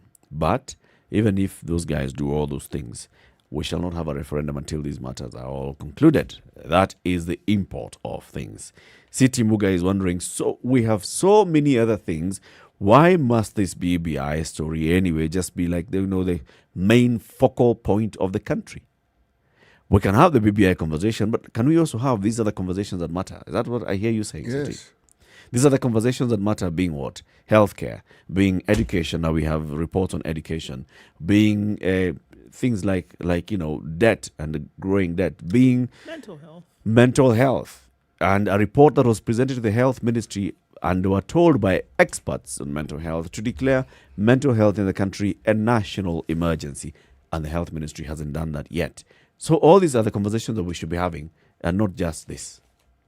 Look, the process has begun. Let it just continue. Uh-huh. One Fred Machoka was right. We don't need to be hearing this thing every single bloody day. Let it take its course. Mm-hmm. Let Without our attention. Look, that won't happen. I know even as I'm saying it, it won't happen because the proponents of these things have an agenda, and that agenda has nothing to do with my sentiments. It has nothing to do with your attention. My friend, whether you pay attention or you buy attention, Yes. they're going to go ahead with this whichever way they want to go about And it. also, this thing requires approval of the general population. So the general population must be involved and engaged. You know my Does real, it? real Yes. concern. My real concern is trends like this are not new. I understand and I can see what it is the BBI is trying to do. It's not that I can't see it, I can. But at what cost? That's really it. Because really, here you are feeding the general populace to a frenzy of political debate and nuances and drama, okay? While the country is burning. And you insist it's burning. It is burning, my friend. Anything that could go wrong, it's just that, you see, why have I chosen Judy Wanjiku to be my point of focus? How many Judy Wanjikus need to die for us to understand that this thing that we say is wrong is really genuinely wrong? And that things have actually gone all right, that we are not in a good place. How many things need to go, how many schools need to burn for us to understand this?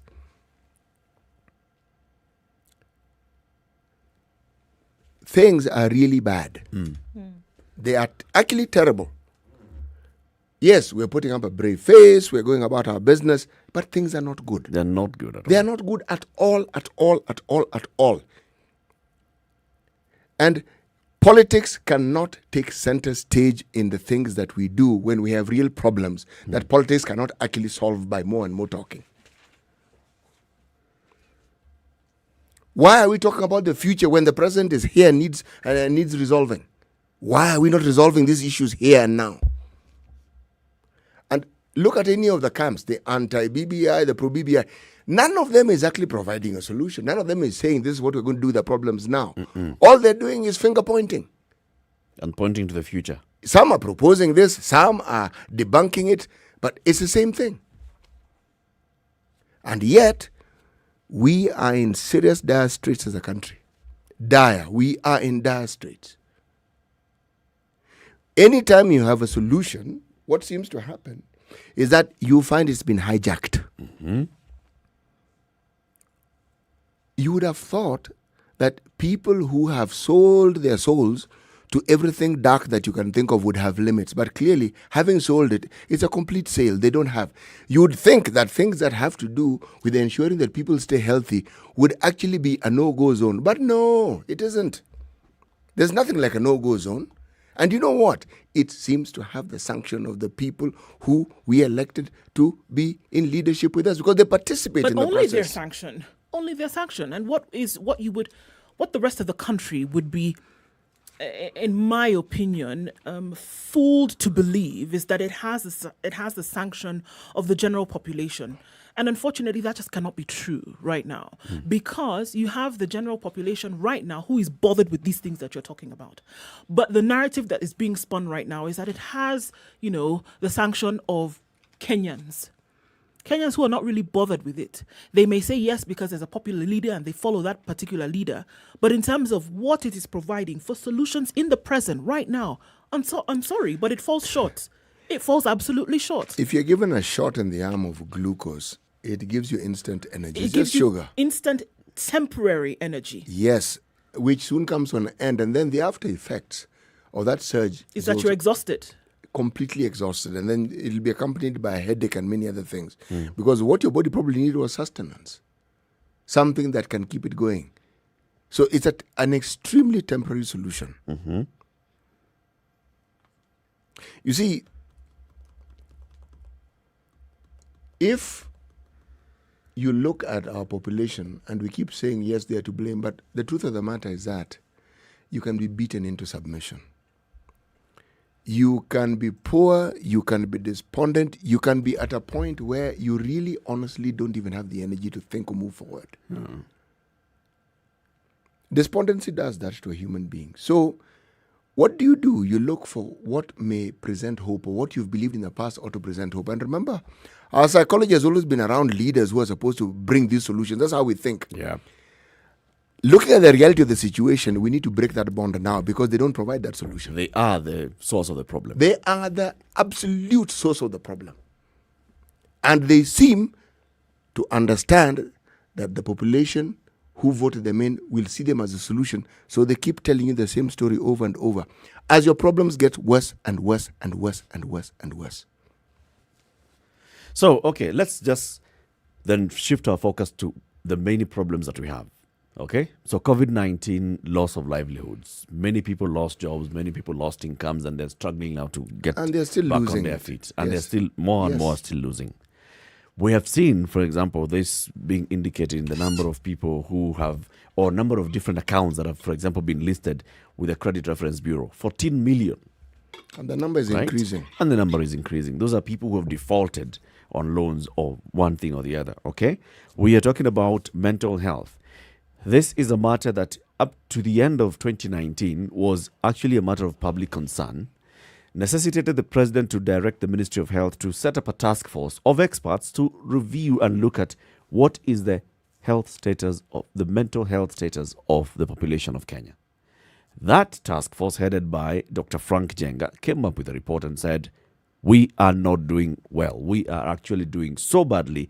This should be declared a national emergency. So we have all these things.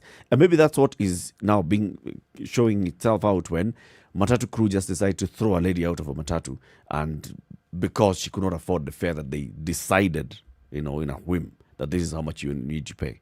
The lady falls, the lady has internal injuries, her skull fracture, ends up dying a couple of days later. Dead, gone. And the Matatu crew has gone missing. But we've seen very many cases of people who are killed by their loved ones, by those people who are close to them, people that they trust, turning on them and killing them, in some cases without proper explanation. Like that man who just went back home and killed his sons and wife, just like that. We have seen these. So these are the things that are happening in our country. And these are the conversations that we should be having. At the same time, we have this big conversation about what it is that can then move our country together, bring us together according to the politicians, and this is called the BBI, and this is where we shall go. There's others of the political campaign for 2022 and the promises for 2022 on what needs to happen, on this person who is really suffering, who's now called a hustler, and how the hustler shall be sorted out. This is a conversation that's coming from our political leaders. And you're saying those two Incongruence completely. They're selling us smoke. In the name of fire. Look, how on earth, and we are listening to this nonsense. How on earth can someone talk about solving a problem in the future when a problem in the present they cannot solve? How exactly do you? The one that you have now, how do you right do that? here, How do you do that front and arithmetic? center. This is what I'm saying. Front and center, there is an issue. Not one, not two. And you know what's even more painful is that you have the wherewithal. Whether it is human brain resource, you have the wherewithal to start to at least tack away at those issues. You can actually solve them. But what you're telling Kenyans, and away from my wildest imagination, is that they're meant to believe you that, all right, all these problems that we have right now, let's put them aside. Just hold on to them right here. We have a one-size-fits-all solution to everything in this country, and this is what it is. Meanwhile, you're dying here. It doesn't make sense at all that you wouldn't be able to, the ones that you have in front of you, you've not been able to solve. You don't know what tomorrow is bringing. How about you set it up so that you can sort out the problems that you have currently, deal with those in honesty and truth, sort out those issues because you have the wherewithal to do it. And I don't think we should be deceived here that an education system cannot be sorted out, that a transport system cannot be fixed, that a health system issues that it's facing cannot be tackled. I don't think we should believe that anymore. I don't think you should be told, well, you know, it requires money, of which you don't have. Are you kidding me? It requires extra resources. What are we talking about? Yesterday, for example, we had a gentleman who sat here in front of us who deals in livestock and fisheries. Look at the things that they're doing. With one budget that they have, making things better in the country. You mean to tell me that if people across the country put their heads together and say, let's fix these issues that we have, they can't be fixed? What you want to come and tell people is that, you know what? All of these problems that we are seeing, the corruption, the impunity, the XYZ, the BBI can sort it out in the future. But you have something, it's like the rat that is eating your toe when you're sleeping at night and then blows on it to make you feel as if there's not really a problem. But the problem is there, it's eating you away. Why are we allowing this to continue happening? Why are we not listening to the real message that is coming out? Why are you not hearing what they're saying? That the issues that you're suffering right now, we really don't need it. What I need you to do is put me in a position for the future, and then we'll deal with that later. That's what they're telling you. And yet you're in a position to deal with it now. You've been And in a position to deal with it even before now. You've been in a position to deal with it, but you're basically telling Kenyans, yeah, okay, we know you're suffering, but it's okay. Put me in power tomorrow, and then we'll sort out your issues. Are you kidding me? You can be blind, deaf, and dumb and still figure out that solution doesn't work. Why? My mother came here. My mother was here 6 weeks ago. Yes. My mother was here for 6 weeks. She had been to Kenya about 5 years ago, 4 years ago.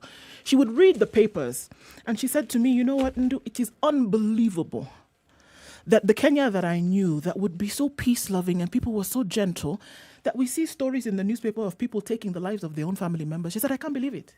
I can't believe this is the same Kenya.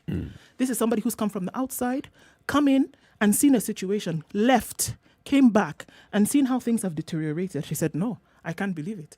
Maybe where I'm coming from, but not here. Why? So let me ask people to call in and see if they share the views that we're expressing this morning. 0719-012-600. That's 0719-012-600. Call us and let's hear your perspective on this. CT Muga is all out and he's strong on this, and Nduoko is also all out and strong on this. We have very many big issues. In fact, CT Muga says the country is burning, literally. And it appears as if Nero is basically just saying, just keep on playing the harp. I'm enjoying the music. I'm loving the music. Completely detached from what's happening around him. Is this what is happening in our country? Is our country at that point where we should be focusing our attention on very many other things, and yet our political leaders are already focusing on 2022 and what they're going to do in 2022 and beyond in terms of being relevant and staying in power? 0719-012-600. Very many calls already coming in. Let's hear from what people are saying. So what is the solution then, are you saying, City? So let's halt one conversation so we can have this all-important conversation. Look, solve the problems that we already have, okay? Let us see signs that these problems are being solved. People who've stolen public money, let them go through the court process. Let people get jailed. People who have done wrong. It can't be that someone who happened to have stolen a chicken, that person is jailed before you can even blink, okay? And people who have stolen money, and which stealing almost constitutes crimes against humanity, because people who suffer as a result of that theft, just walking around delaying one court process up to it's absolutely and eating crazy. 5-course meals. It's absolutely crazy. Let's hear from the callers. Peter in Kawangware, good morning. Yes, good morning. How are you today, Peter? I am fine, thank you. I've just listened to some of the contributions you are making on television. Yes. Yes, it makes sense. Because what we are seeing or what we are witnessing in our country is just devastating. Mm-hmm. Just for example, like me, I was fired long time ago. And it's not that the company I was working with had no that vision of doing business in Kenya. Yeah. But what they did, they terminated their service in Kenya and just went like that. Mm-hmm. Yeah, now we are left frustrated and disappointed with what we are seeing. From the point of view that we were promised better future and good service from our leaders. Yeah. It's also frustrating us when we see our leaders fighting, others promising us heaven, and they can't give us what we want. As a youth, as a young man in this nation, we have seen and I have seen my fellow young guys suffering. Just for example, me, I turned to be a painter. I decided now from office work, I just do my painting. I just paint. Or you get that job either today and you wait for another 2 to 3 weeks to come. Then you are only paid 1,000 shillings. Yeah. And 1,000 shillings to sustain you in this kind of country is absurd. But what we are seeing is just frustrating. I'm just pissed off. Thank you. Thank you very much, Peter. Thank you very much. Larry in Mombasa, good morning. Good morning to you. We're very well, thank you, Larry. Yes, go ahead. Thank you. I want to offer my 2 cents. Mm-hmm. I totally agree with your conversation. And I think it is high time that Kenyans started thinking for themselves, for their own solutions. Because we have given these leaders every tool that they have needed. Mm-hmm. Every single election, from the time they told us we are liberating ourselves from Moi, then we went to Kibaki's time, then we went to Uhuru's time. We have kept on giving them tools, money, structures. We've given them permission to do whatever they want to do. Mm-hmm. And every single time, they keep telling us it can't work. So if you can't do anything with what you have, then why do you need to be in power? So why do you need to keep on amending? So you're saying Kenyans should come up with their own solutions now? Yeah, they should come up with their own solutions, because it seems that we keep electing leaders who keep telling us, justifying their failures, because they can't do anything what they have. They told us the Constitution was the reason why we needed to change Kenya. We changed the Constitution. 10 years down the line, we want to go down the same route without implementing the same Constitution. Right. So how are they then justifying us spending money on BBI? We are from a pandemic. We are broke. Businesses are struggling. Companies have closed. Tourism sector, which used to employ millions of people, is down on its knees. People are frustrated and angry. We hear you, Larry. If you walk on the streets, people are hungry. So what are they doing now when they tell us, let's go back? We are fighting this. We are fighting tribalism. Yet, the Constitution is supposed to be the answer.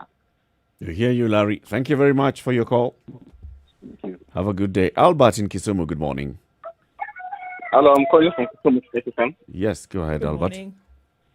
Okay, let me go straight to the point. Yes.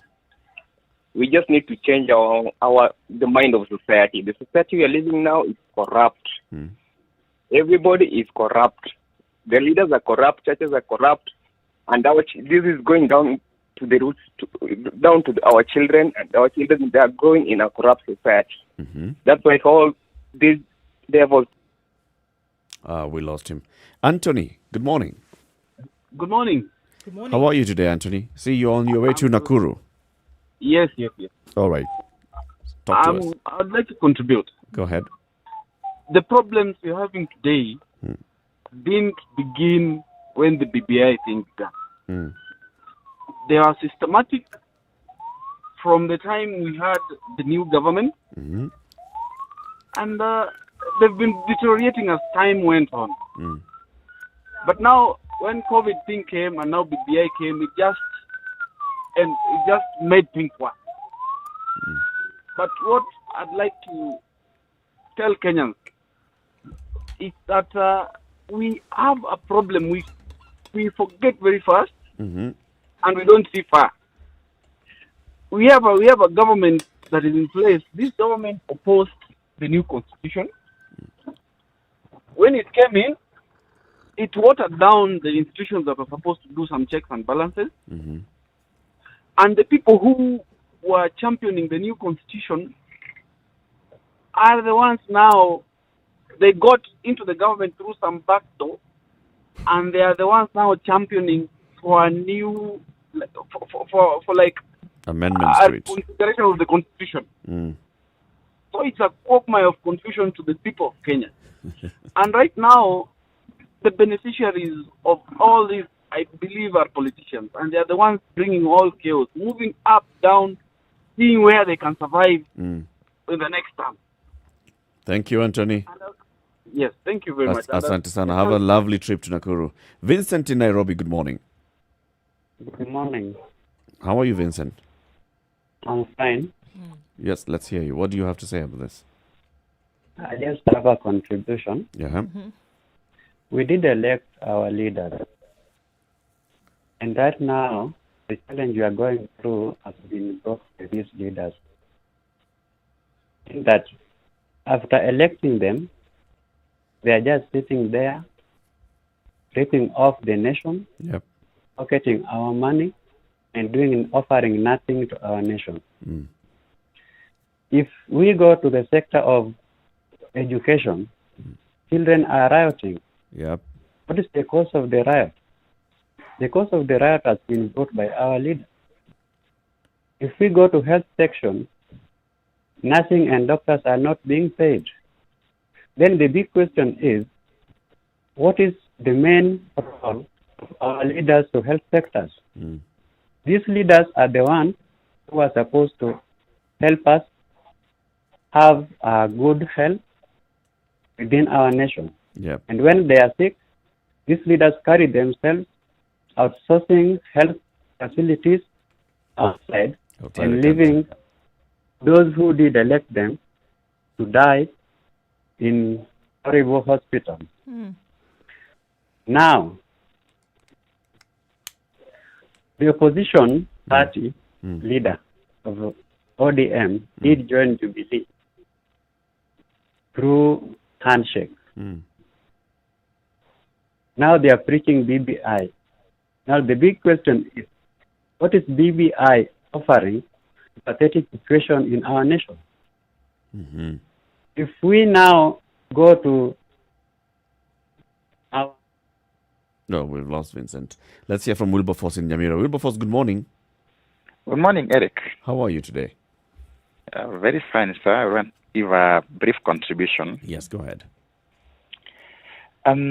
I think it's high time. I've always refrained myself from talking ill and talking what would be termed vulgar. But I'm sorry that I wish a place would be found where we would tie all the top leaders in this country. Call it the Uhuru, the Ruto, the Railas, and every other people who make noise in this country. Just take them there and leave them there, and we start afresh. I look at this country, Eric, and sometimes you're puzzled. You don't even know where you are. Today we have a crippling economy. We are told because of the coronavirus pandemic, some things are not supposed to happen. How many millions did we lose on Sunday during the big match between Gor Mahia and AFC Leopards? Because we don't need to have fans in the field due to coronavirus. How many thousands were there cheering up when Osoro and Arati were fighting without anybody, trying to see that the COVID rules have been followed? Now, do such things work when they involve particular people. Today, we have cases involving BBI. I was listening to some radio station this morning betting that by the end of March, the 7 cases may be over. Mm-hmm. What about such important issues like the Judy Wanjiku, who dies out of nothing but impunity, which people are copying from our leaders? It's our leaders who have showed us how to break the law and walk away with it, and that's how a simple tout can do the same. And therefore, the way forward remains with God. And I wonder, and I pray that one day, if this madness continues, Eric, I don't fear saying this. I pray the spirit that ran in the northern world, the Egypts and the Libyas around 2010 to 2014, one day may also come to Kenya. Then that way, we will get a way forward. Thank you. Thank you very much, Wilberforce, and thank you very much for all the calls this morning. Conversation continues. Let's take a break on KTN Home. It's 4 minutes to 8 o'clock. These conversations continue as well on Spice FM and online. KTN Home, we'll be back shortly. Good morning. 87.9 Spice FM, Mombasa.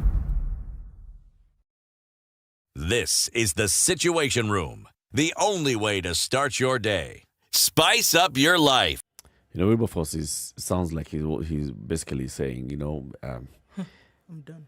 Yeah, we need to be liberated from this. It's as if, we sat somewhere and maybe God is angry with us and he's decided you're going to be 70 years in captivity.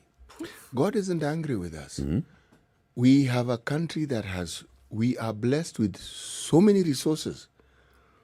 We are, every which way you look, we have opportunities. We have natural resources. We goodness gracious me.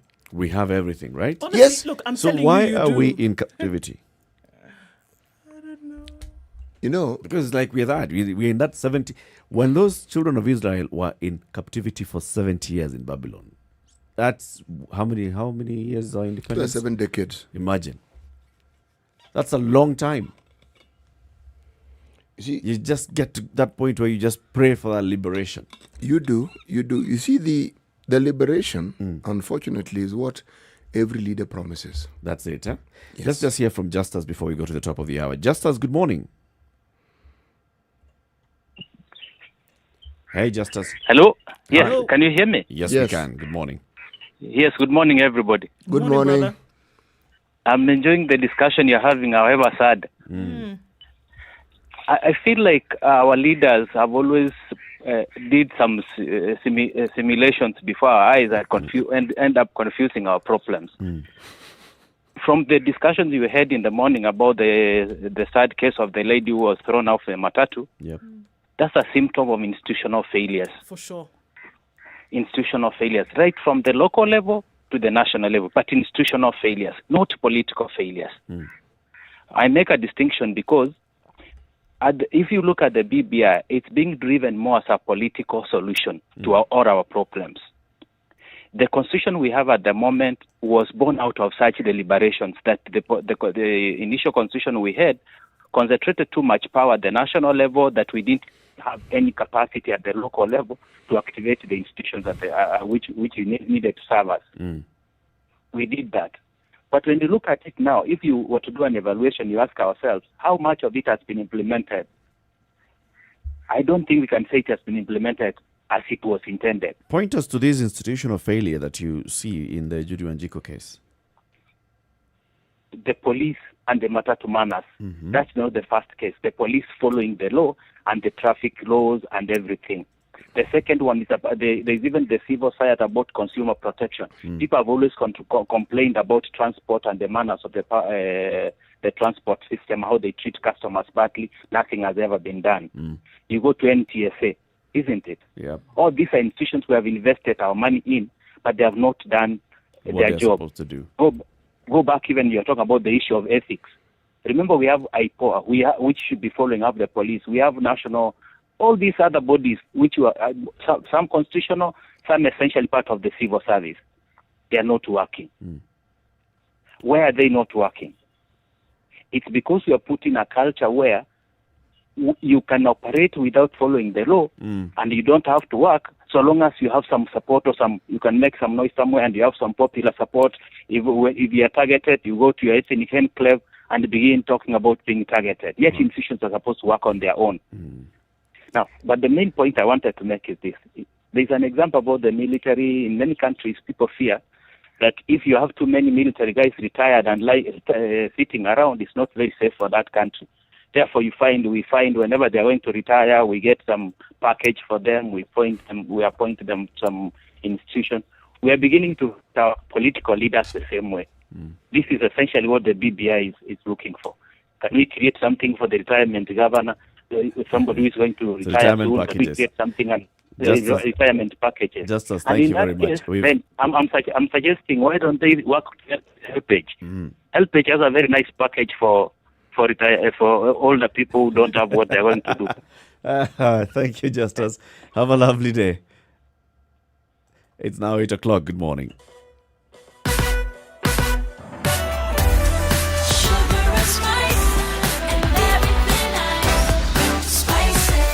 Spice up your life. 102.5 Spice FM. Kisumu.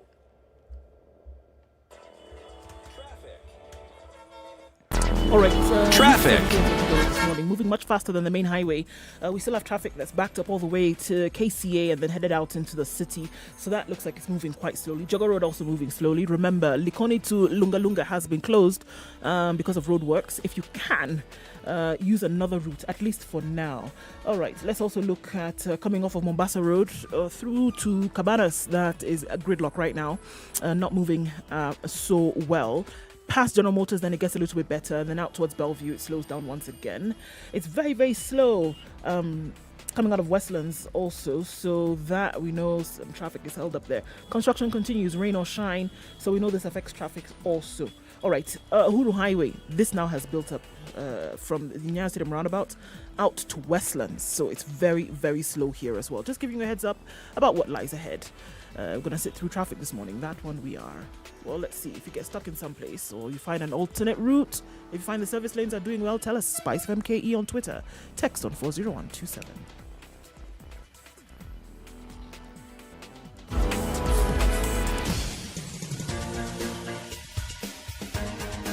This is the Situation Room, the home of hard-hitting political commentary and penetrating insights about the state of the nation. This is a talk radio experience like no other. The Situation Room, a place for hard truths, debates, and elevated conversations. The Situation Room, witty, political, engaging, deep, controversial. In the room, we have C.T. Muga, researcher, academic, seasoned political observer, a fountain of wisdom in these politically uncertain times. Ndu Oko, Nigerian by birth, Kenyan by choice, communications expert, Pan-Africanist, a truth seeker and believer in people power, and Eric Latif, agent provocateur, the man in the chair, seasoned journalist, news hound, a man who believes in punching up, not down.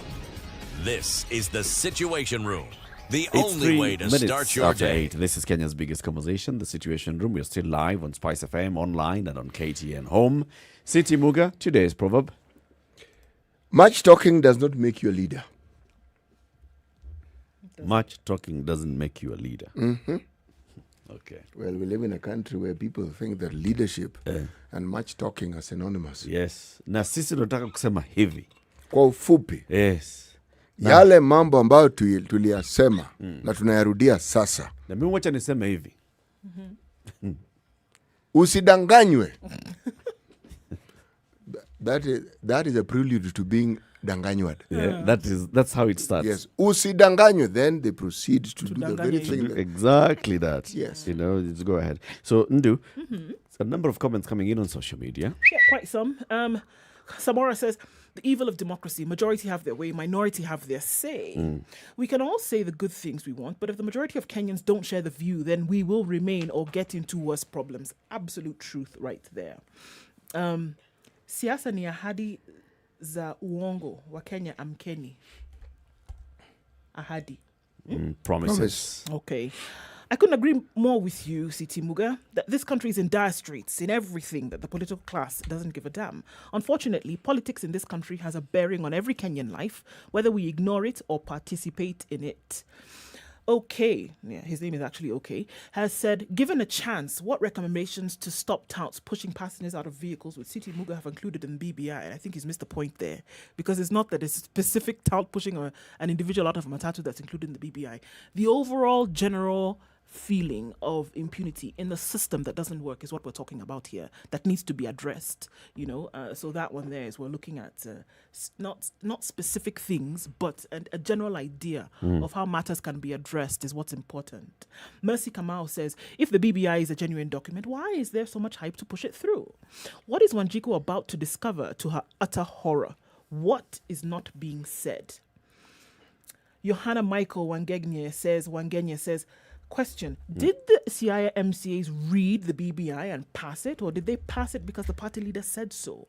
These also go to the other parties and counties led by their party leaders. Will the MCAs pass it as well? Osiema Ondiera says the president has to use executive order to veto the anti-BBI court decisions. And that's what he feels is going to happen. That's what he thinks is going to happen. So as you're talking about all these things and saying, okay, so politicians are pushing a certain agenda, the citizens of the country seem to have a certain agenda which is more immediate and more urgent. What is the solution? How do we either bring our agenda to be the fore of the country? Let's hear other callers in the morning. Good morning, Jerry. Good morning. Hi. Hi, welcome to the Situation Room. Thank you so much. I mean, wow, guys, you have an amazing show. I've got to say, it's great to hear Kenyans having these conversations we're having this morning. My very short contribution is this. Yes. We have a broken value system.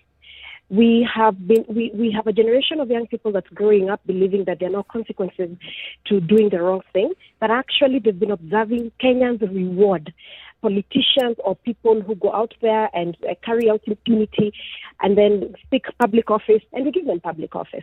I've had one of the comments that was made was about a Kenyan saying that, that the democracy is about majority having their say, the majority having their way and the minority having their say, and lamenting how that democratic process works. I've had many people asking, where is God?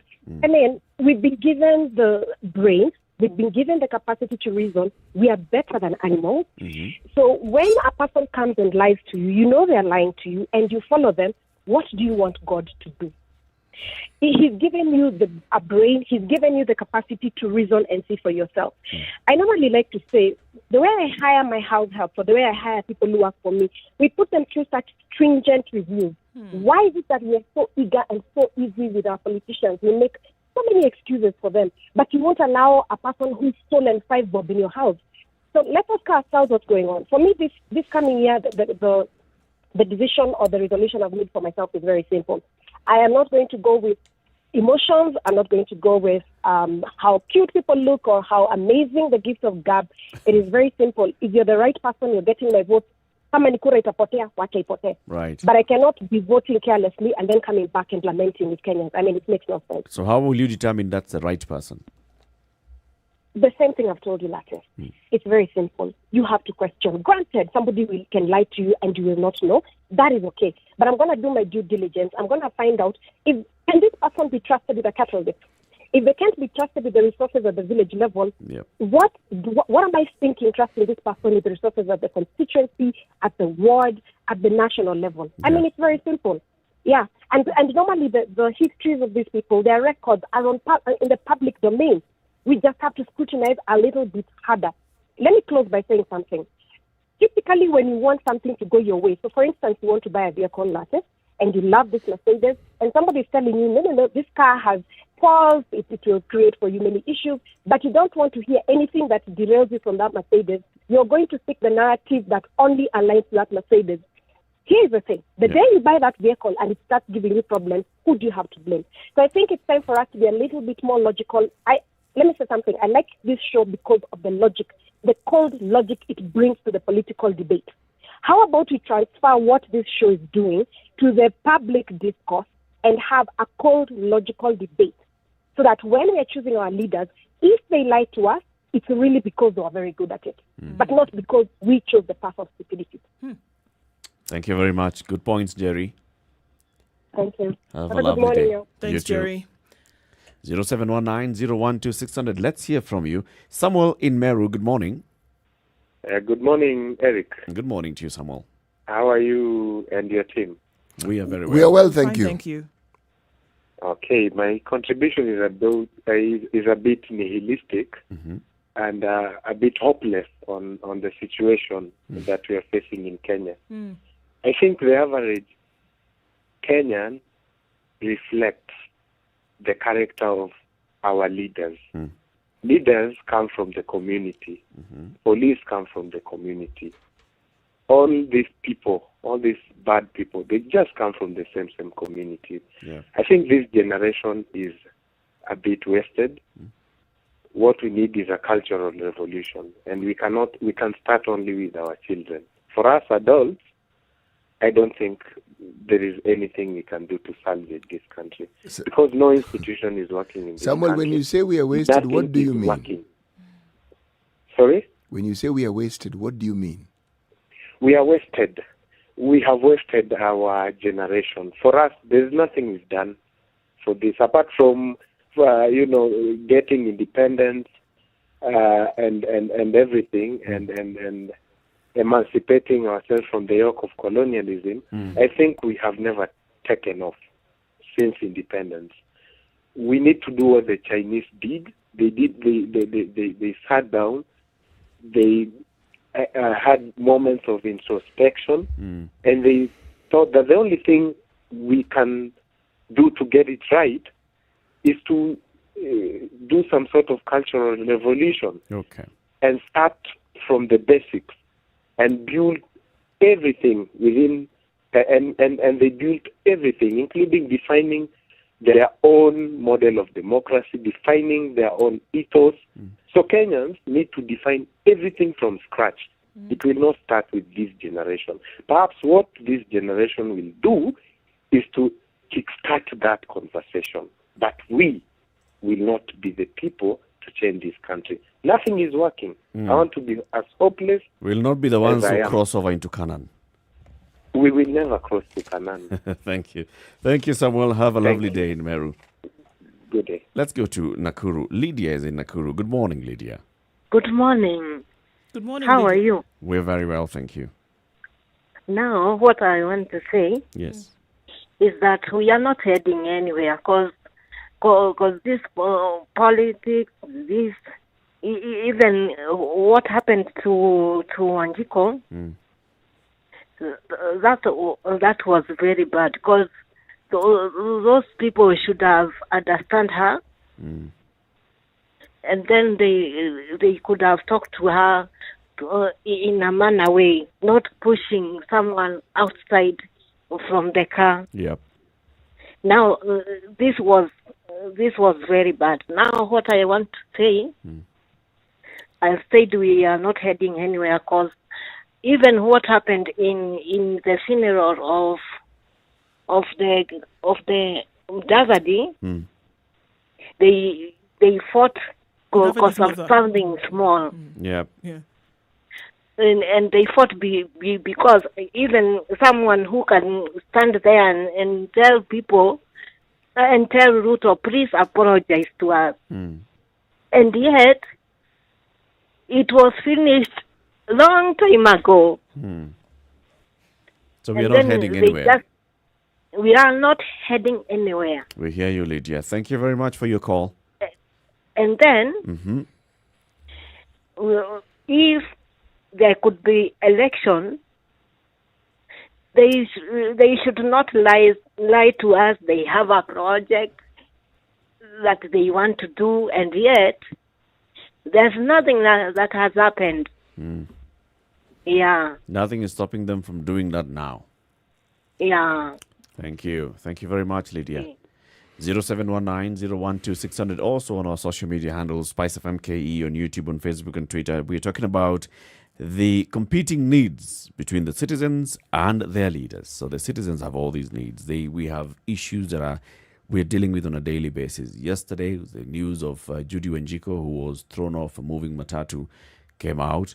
The weekend before that, we saw the burial of Derito, who was, physically disabled, and he was knocked off by a vehicle speeding to a meeting.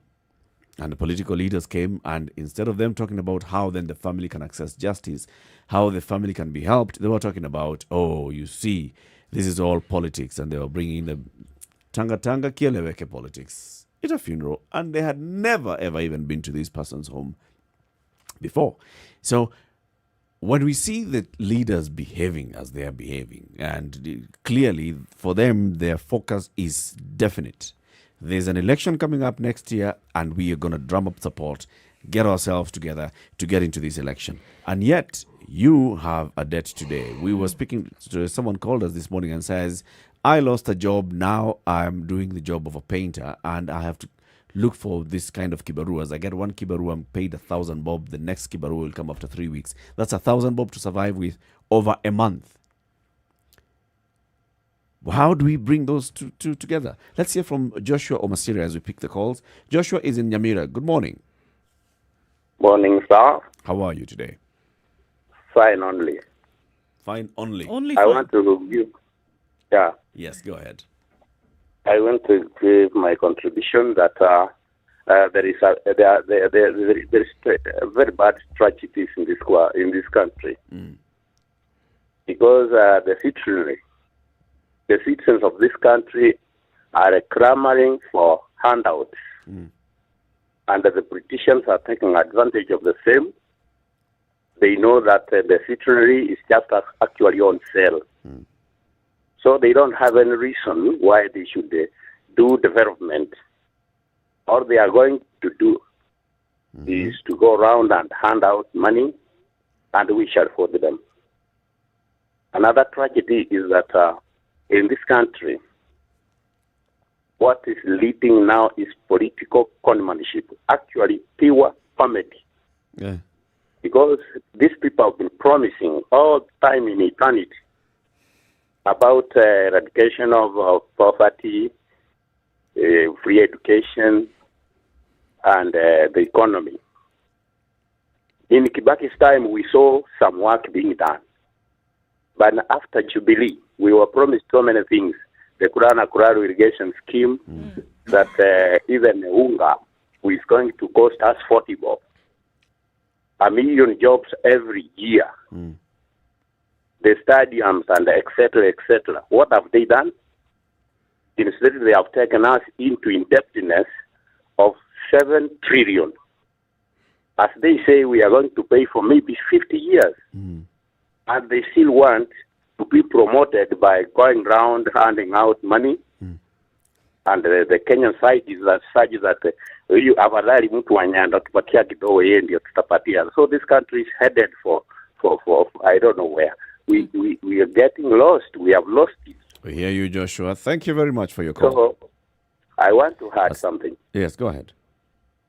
So what I appeal to Kenyans is that we should look at the records of our politicians, what they have done in the past, because we want politicians who have manifestos. Instead, what they are doing around is, accusing one another, and they don't want to have unity in this country. Yeah, we have tragedies such as tribalism, corruption, and whatever, and nobody's actually addressing it. Thank you, Joshua. Let's hear from George in Nairobi. Good morning, George. Good morning, sir. How are you today? How are you and the team? Good morning. We're fine, thank you. Yeah, I'm good.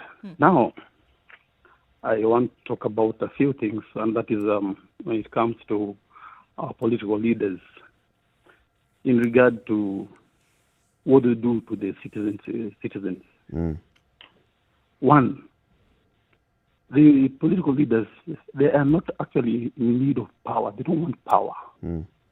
But it's actually a matter of winning and showing the political might and showing raw power of the political leadership. They give us a lot of truth and lies. as citizens, what we need to do, we need to analyze and question all that they tell us.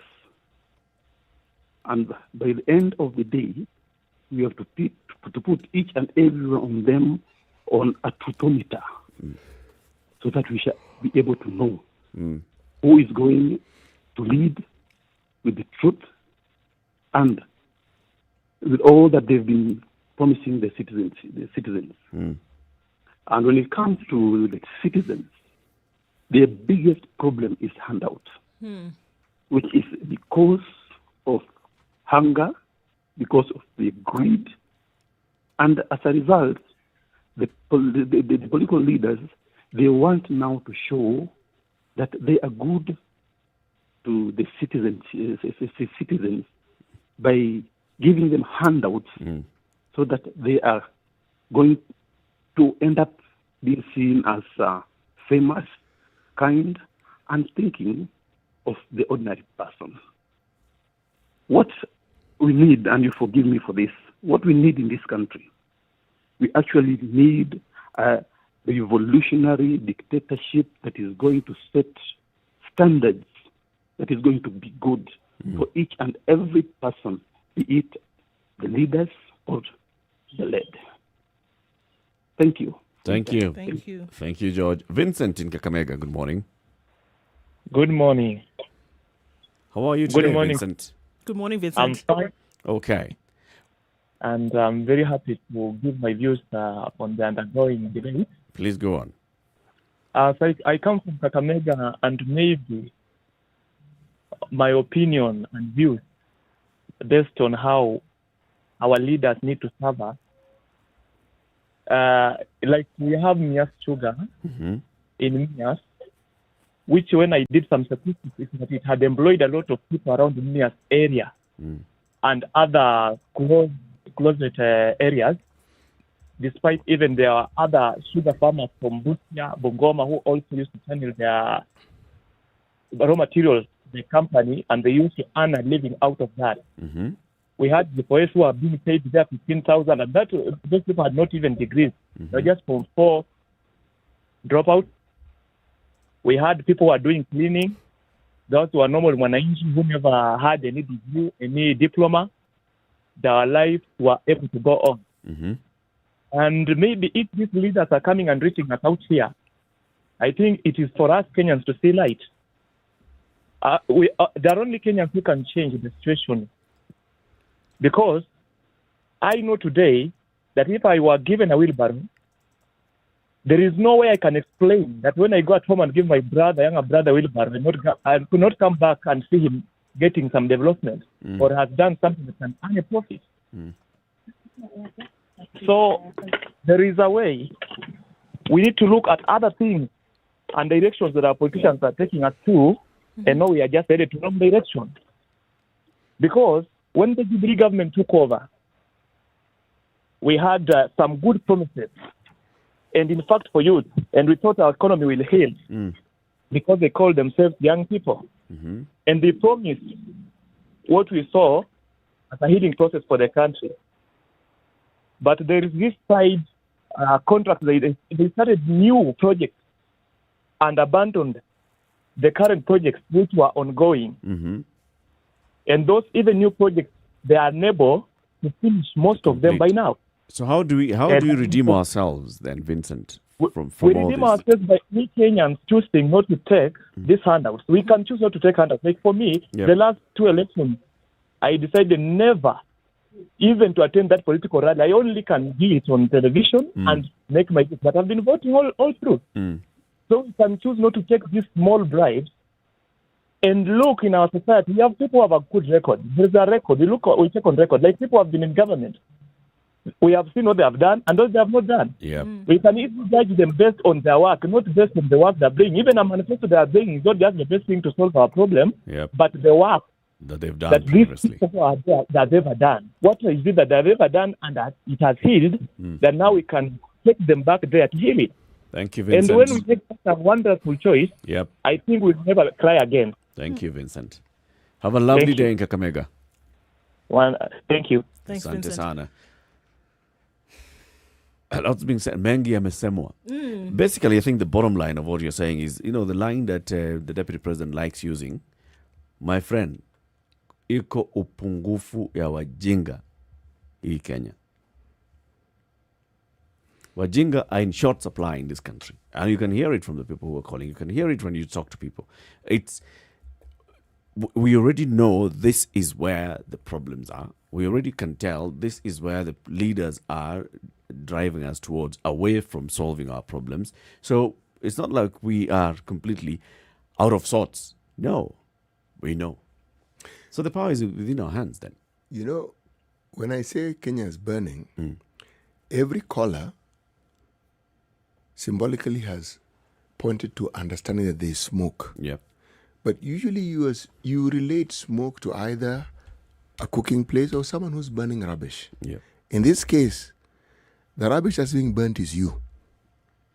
You are the one on fire. You are the one on fire, and you think it's somebody else who's burning. You're the one on fire. And why Judy Wanjiku's story becomes, Judy was not in that matatu alone. There were other people in that matatu, as we've seen in social media, and they've commented. So the decision is, are you going to be participating by watching the ills that are around you and simply talking about it, or are you going to make a stand? Judy is dead because she made a stand. That's why she's dead. And actually do something about it. If we're looking there were at more handouts, people, she would not actually have been thrown If out. the people in that matatu had said, all said the same thing as her, yes, it would have been different. And notwithstanding, it would have also sent a message to the people driving and operating that matatu. Yep. To the people driving and operating this country. If more and more people, as an example, refuse to take handouts, it will send a message to them. That I totally agree with. That whole story of nonsense of kula kwa so and so and kula kwa so and so. Do not kula from anyone, not even from your brother if they're buying. Don't. Let what they represent be what gains them the vote. 27 minutes after 8, let's take another break. Let's see what's happening on the roads, and also let's look at the weather forecast for the rest of the day. Right here on Spice FM, on KTN Home, and online. This is The Situation Room. It's Kenya's biggest conversation.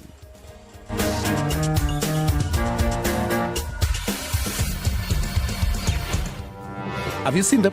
Am I lying? Yes, it's a very nice outfit, I must say. Good job. Asante sana. The compliment is well received. Good morning and thank you. Everyone in Wasingishu was asking me, what channel is Spice FM? 96.7. Tell them that, right? Yes, now they know. Thank you. It's a pleasure to be here. Pleasure to have you. What a beautiful studio, my friend.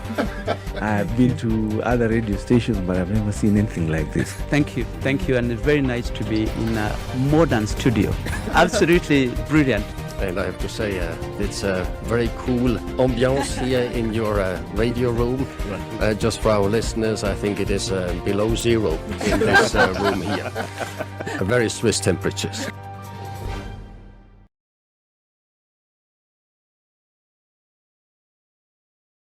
All right, a little bit of a drizzle in some parts of the city. Cloudy conditions through Nairobi, 17 degrees at the moment.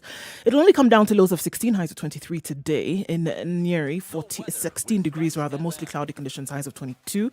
Highs of 25 in Nakuru, 16 and mostly cloudy at the moment. It's 16 and cloudy also in Eldoret. It'll go to highs of 23 today. Kisumu will go to highs of 30. And we're also looking at mostly cloudy conditions. Kakamega at 19, and mostly sunny, highs of 30 and lows of 18. Cloudy conditions in Mombasa going to highs of 31 and lows of 25. 31 will be the high in Malindi, where it's mostly cloudy, at 27. And we're looking at mostly sunny conditions in Kampala at 21, highs of 29. Dar es Salaam experiencing light rain this morning at 27, going to highs of 30. Highs of 24 will be recorded in Johannesburg, where it's sunny at 17 at the moment. Partly cloudy conditions in Lagos now at 26, highs of 34. And it still continues to rain in Kinshasa at 23. It'll go to highs of 31 and lows of 24.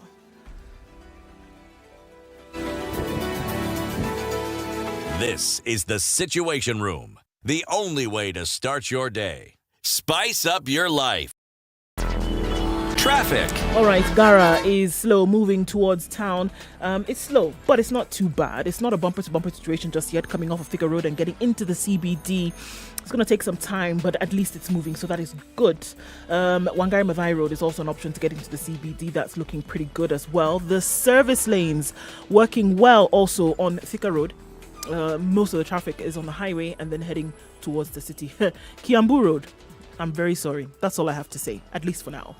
Coming out of Westlands into the CBD also doesn't look so bad. Jogo Road looking a little bit better. Remember, you cannot use Likoni to Lunga Lunga today. At least for today, that's been closed. They're working on some parts of that. The bypasses, we've not mentioned them in a minute. They're looking good, guys. You can use those to get in and out of the city without too much of a headache. All right?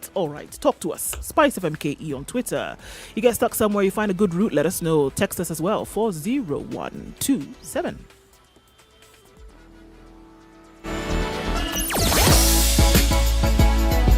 Sugar and spice and everything nice. Spice FM. Spice up your life. Mature, intelligent talk every morning. Spice up yourself.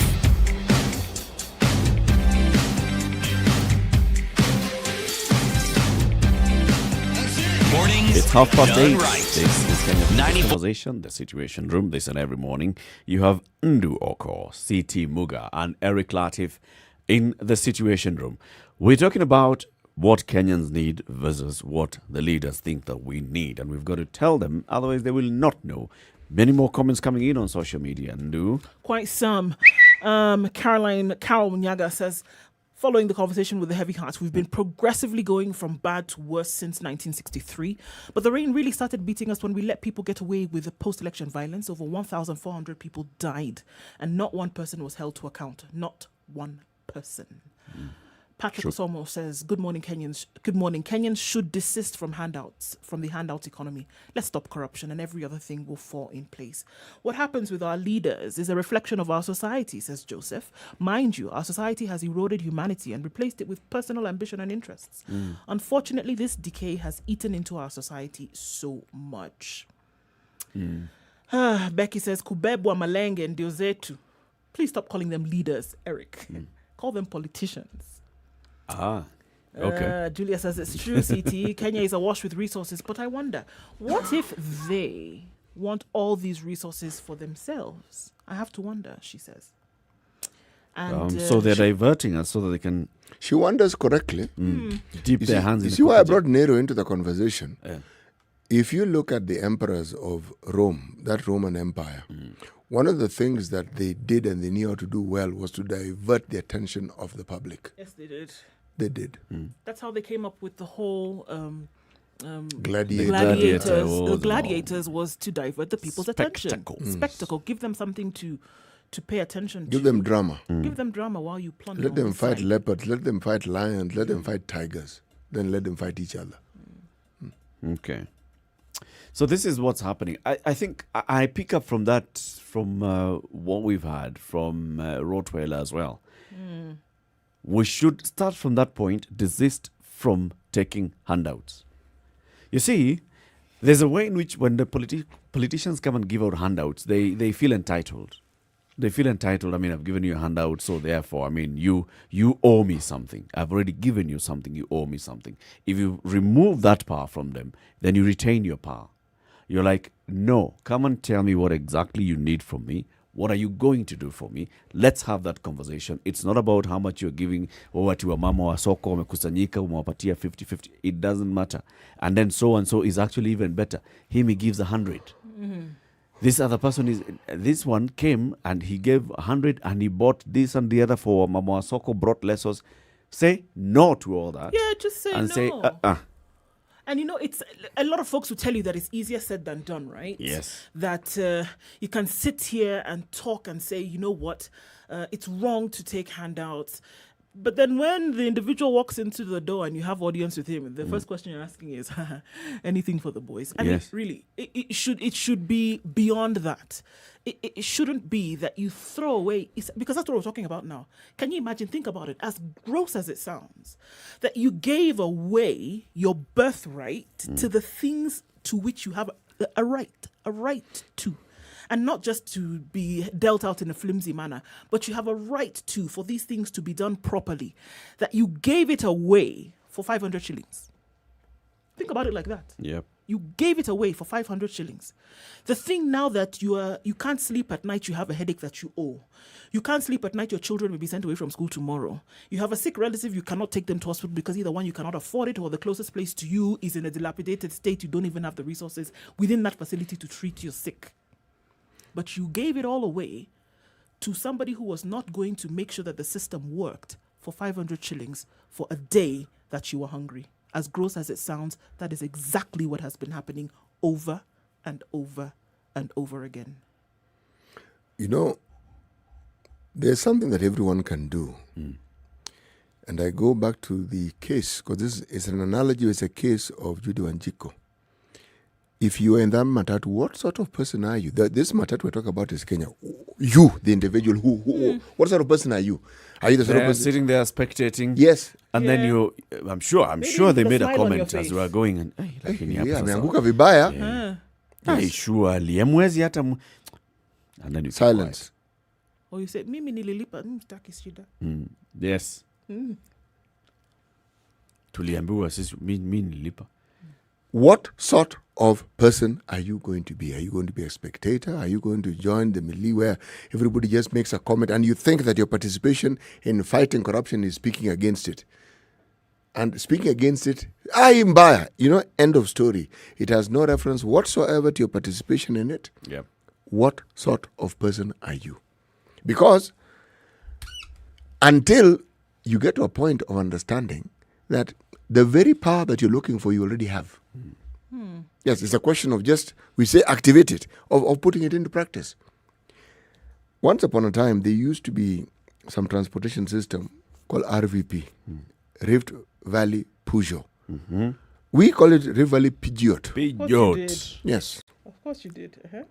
And I was once in one of those vehicles traveling from Nairobi to Nakuru, and the driver was speeding. There's a clergyman in that vehicle. He told the driver very gently, please slow down. The driver didn't. We had not even gone to Gilgil. He said, look, please stop. I wish to alight. I said, my purpose is to get to my destination, which is Nakuru, but at this rate, I'm heading to heaven. We might be going somewhere I do not want us to go. He did not alight because the driver said, I will drive slowly. Did he actually reduce speed? He did. Because the other passengers also said, actually, you know something? By the way, it's Mamisha. It's Mamisha too. We will also get out. Yes. It's okay. And the man of the cloth even had a dog collar. But he started it. And he said, you know something? Actually, you have a point. Just stop the vehicle. I was a young person observing all this. I didn't say anything. I just observed. I actually liked the speed. You were enjoying it. I liked the speed. Plus, I was sitting in front. I really liked the speed. But it changed. We got to where we were going. It's years later that I realized that speed, it wasn't just the speed. It's the way the guy was overtaking. Yep. It was everything else. Everything else. That guy could have gotten us killed. Whatever his hurry was, he could certainly have gotten us killed. Now, every day provides us with an opportunity to make a stand. Every day. You may not think so. We are given that opportunity to fight corruption. Every day we're given that opportunity. You know, you're so absolutely right. Whenever there is an accident, a road accident, and there'll be several people who have died, several people who have been maimed, others who have just been taken to hospital. And the reporters will find the people who are okay, but they're in hospital, and ask them, what happened? Hey, huyo driver alikuwa amespeed sana. And that's it. Alikuwa ameenda speed sana huyo driver. Niliona vile tulikuwa tunaenda. You are right there in hospital. Somebody, maybe a family member, maybe somebody who was seated next to you is dead. Somebody else is maimed for life. And you're just sitting there and saying, hey, huyo alikuwa anaenda. Can you imagine if you had actually raised that issue? And raising it, expect that he may tell you, okay, wait, toka. You say, okay, simamisha gari. Minta shuka. Yes. There's a musician called Juliani. Juliani sang a song, Nikonja, Siwezi karanga. Basically, the import of the song is, I will not just sit back and witness as things go south. I will take a stand. Sitasimama maovu yakitendeka. This is the song by Giuliani. Basically saying, every one person needs to take a stand. Take a stand and say, no, this is not the direction that we need to be taking. This is what I will do. This is what I will not tolerate. Now, if you are 2, 3, 4, 5 of you, you get to critical mass where you can actually change and things stop. And this is what the message that you're passing this morning, City. It starts with you, one person. Say, you are Judy Wanjiku. No. And then somebody else says, I agree. No. You did not tell us when we were boarding this matatu that it was going to be 600 shillings. And neither did you tell us that there were going to be 20 people in the space where there should be 12 people. Yep. You did not. So, no, we are not going to take it. We are going to do things the right way. You shall take us to Mwea, where we're supposed to be going, and you shall take us for the right price, right speed. You shall observe all the rules. This is what you're going to do, because that is a contract between us and you. Or else we will just disembark and you can continue on your journey at the speed you want to go. You want to proceed at. Yes. And we will report you to the police for what you're doing. And as we're talking about these, we're not building castles in the sky with this conversation. We're talking about things that can actually happen. We're talking about decisions that you can make on a daily basis that can be in your daily doing whatever it is that you do, traveling, working, in school, looking at the way in which things operate. Can you be a voice in the particular area in which you are at? And I think then, as we hear it now, with the frustrations that Kenyans are saying they are feeling, because look here, let's just be honest. If you want to do a comparison between Kenya and certain other countries in the continent, things work here. Certain other countries where other people come from. Yeah, don't worry about it. Things work here. But what we're saying is that just because generally things are not so bad doesn't mean you should let it get to the place where you're not going to be able to salvage anything at all. In this country, things are very bad. There's nothing like generally not very bad. I'm comparing. They're extremely bad. Right, so I'm comparing. She's comparing with other countries where it's worse. Exactly. Do you understand that you can put on a light switch and the lights stay on at least for 12 hours in a day? That you can open a tap and water comes running out, and that you don't have to hear the constant blare of a generator throughout the day. So things are working, right? But unfortunately, that is the disguise under which leaders are going to be able to hoodwink you into thinking that it's all right. So let's just continue with the way things are and then even make it worse. It's like the proverbial toad in the water, and it gets warmer and warmer.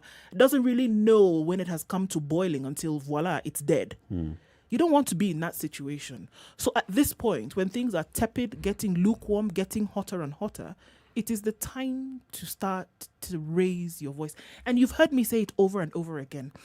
Get to the point whereby it has become so uncomfortable that you can no longer sit on the pin. You're going to open your mouth. And now, because you say, am I supposed to stand on a podium in the middle of Uhuru Park and talk to leaders? No. In the position where you are at, it doesn't matter who you are, doesn't matter where you are, there's something that you can actually do. There is something that you can actually say. There is a refusal that you can make to take a handout. There is a refusal you can make to go to a government office and see things and somebody's asking you to pay a bribe, and then you keep quiet and either pay the bribe or you go home with your tail between your legs and say nothing can be done. Absolutely not. Raise your voice. I will be a hummingbird. Absolutely. When Wangari Maathai said this, what was the hummingbird analogy?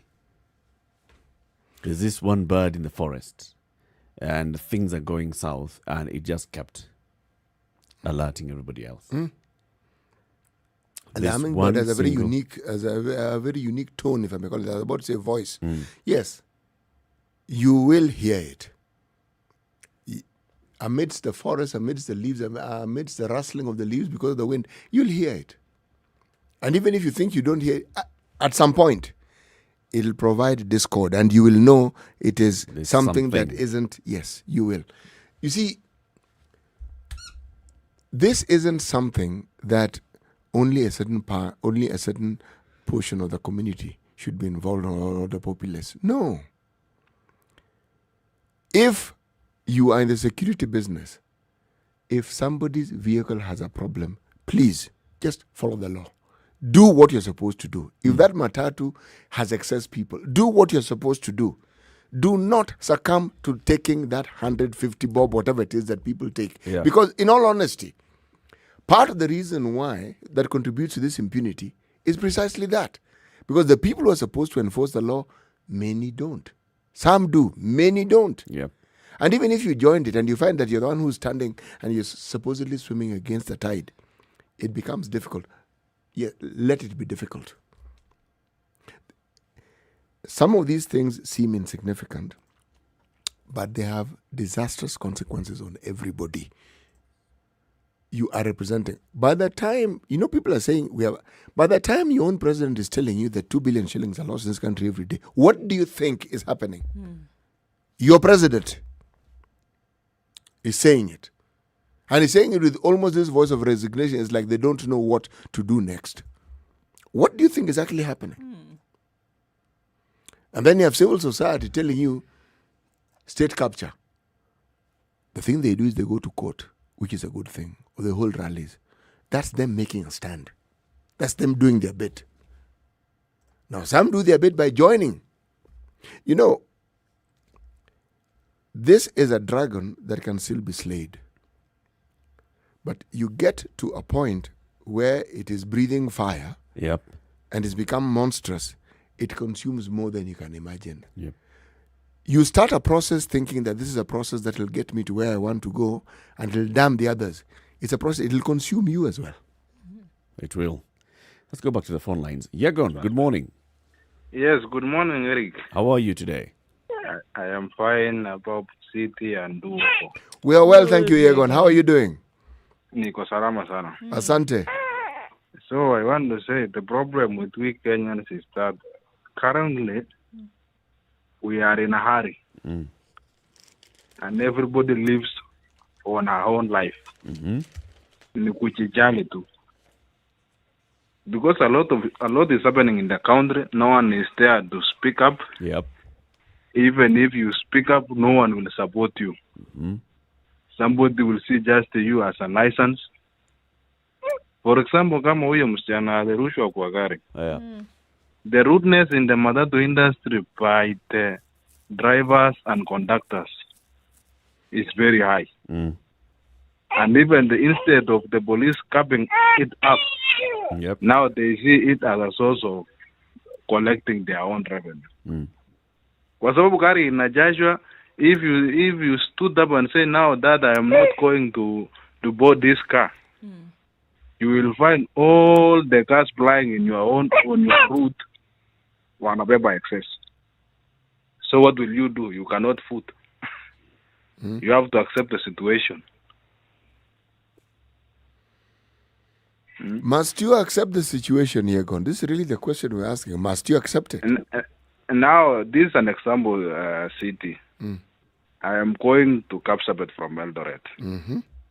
All the cars, all the matatu flying from Eldoret to Kapsabet are carrying excess. Yes. Now, even if I stop not boarding, will I sleep in Eldoret? Excellent analogy.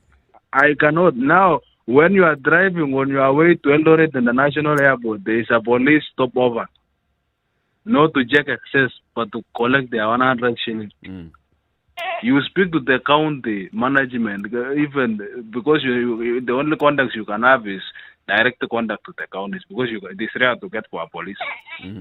And you are saying, please, guys, we have excess. These are matatus applying excess, and they will say you that we will act. No one is acting.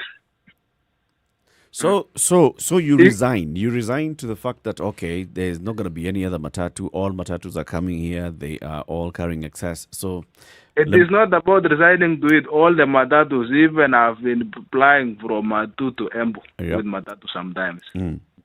They are all carrying excess.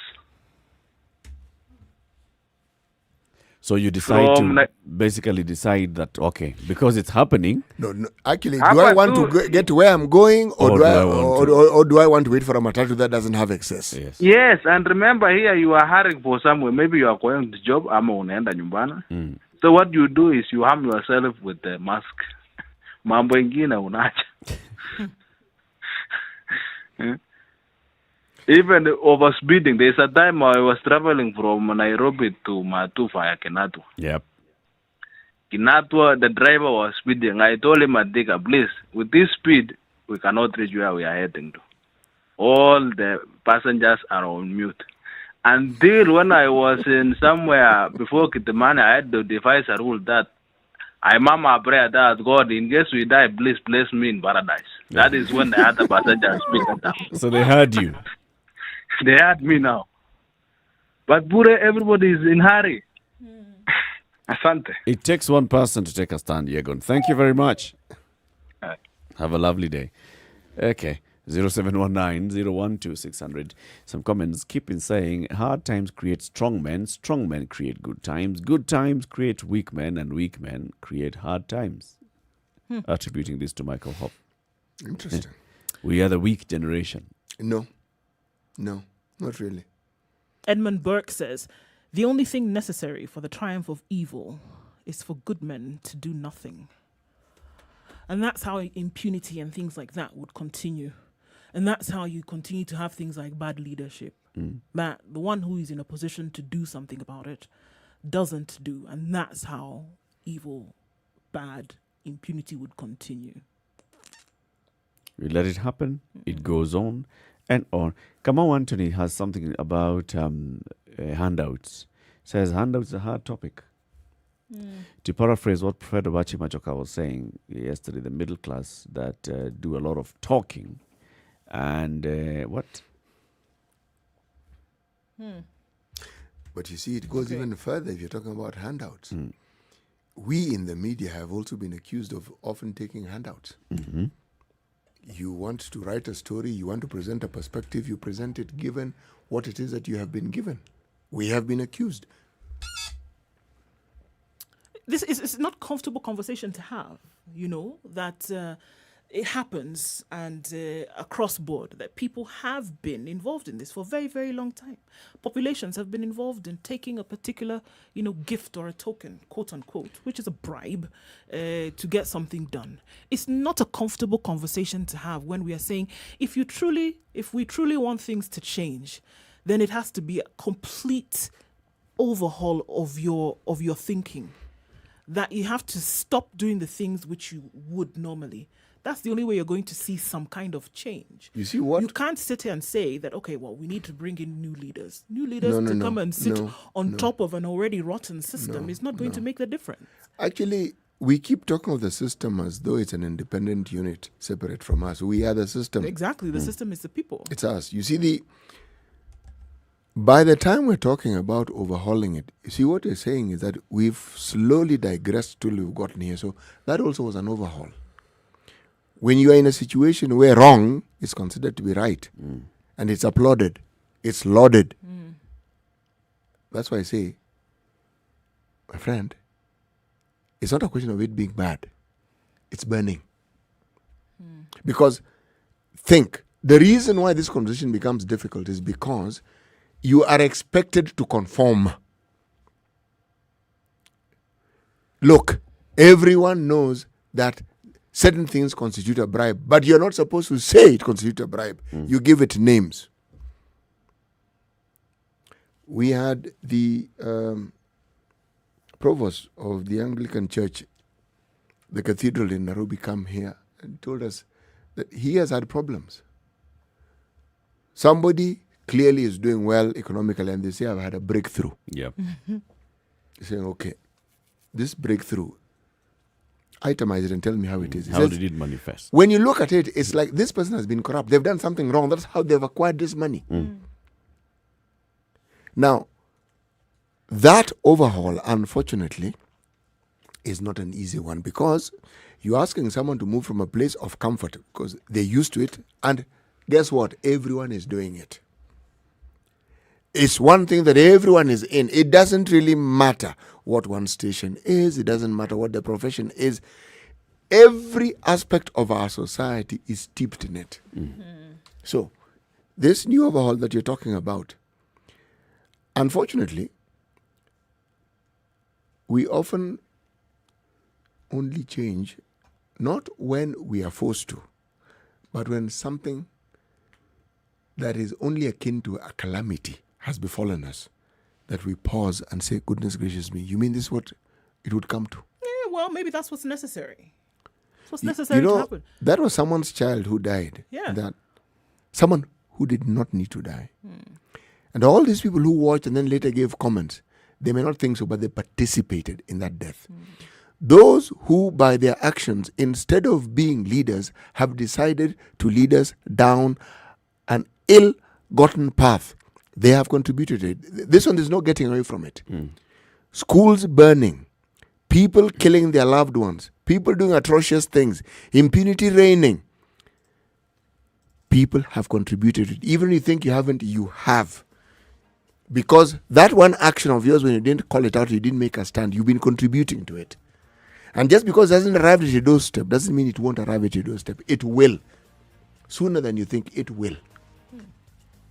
That's it. These conversations happen every weekday morning, 6 a.m. to 10 a.m. on Spice FM, on online, Spice FM KE, on YouTube, on Facebook, on Twitter, and also on our website, www.spicefm.co.ke. We are on KTN Home from 7 a.m. to 9 a.m. You can tune in to Spice FM, 94.4 in Nairobi, 87.9 in Mombasa, 102.5 in Kisumu, 96.0 in Nakuru, 96.7 in Eldoret, 90.9 in Nyeri, 97.7 in Malindi. If you'd like to have this conversation continuing on the radio or online on KTN, please, you can tune into that.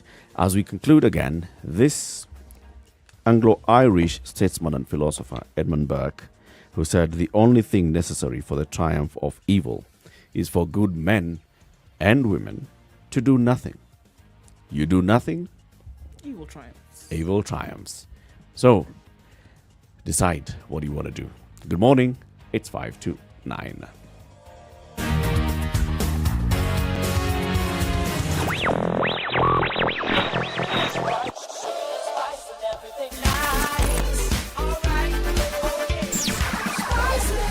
Spice up your life.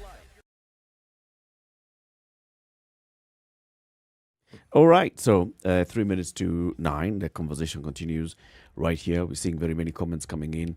On what exactly needs to happen, the issue of standing out, speaking up, and being one of those that basically decide, I am going to be an agent for change.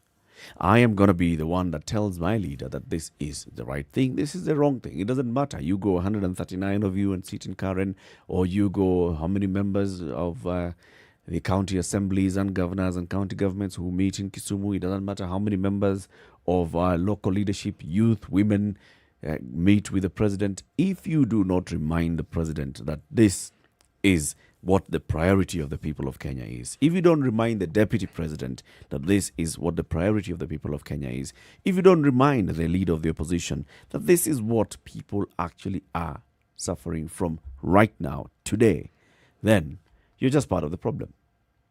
You are. It doesn't matter that you can come and tell us, I'm a futuristic leader. I think, That's what I will do. Well, we have things that we have planned to do. These things don't just require slapstick solutions. They require carefully drafted solutions entrenched in law. And, you guys can just talk all you want, but it's a law that will move us forward. We have laws, my friend, in this country. There are very many laws that could have saved Judy. We have many beautiful laws. There are many laws that could actually get Judy some justice. But there are also very many laws that are just not being followed, not being observed. Actually, they're being subverted. Forget not being followed. They're being subverted deliberately. And that is where now we say, no, this is something else. Becky says, we talk a lot about individual action, and that is still lacking. I'm taking up the challenge by Fred Obachi-Machoka and coming up with a scorecard for the elected politician in my constituency. To start with, I need to understand the job description and mandate of the ward rep. It's a good place to start, Becky. It's an excellent place to start, and you should hold that particular individual accountable. They must give you a complete write-down of what it is they want to achieve, deliverables, that you can hold them accountable to. Yep. You could actually also, in that, put your own needs there. See whether your needs and what the MCA is promising to do or pledging to do are aligned. If they are not, then they don't represent you. They're just going to be representing somebody else and not your needs. Keep it right here for more conversations in the next hour. We will have more conversations. This is Kenya's biggest conversation, The Situation Room. CT Muga, Nduoko, and Eric Latif in the room. It's now 9 o'clock.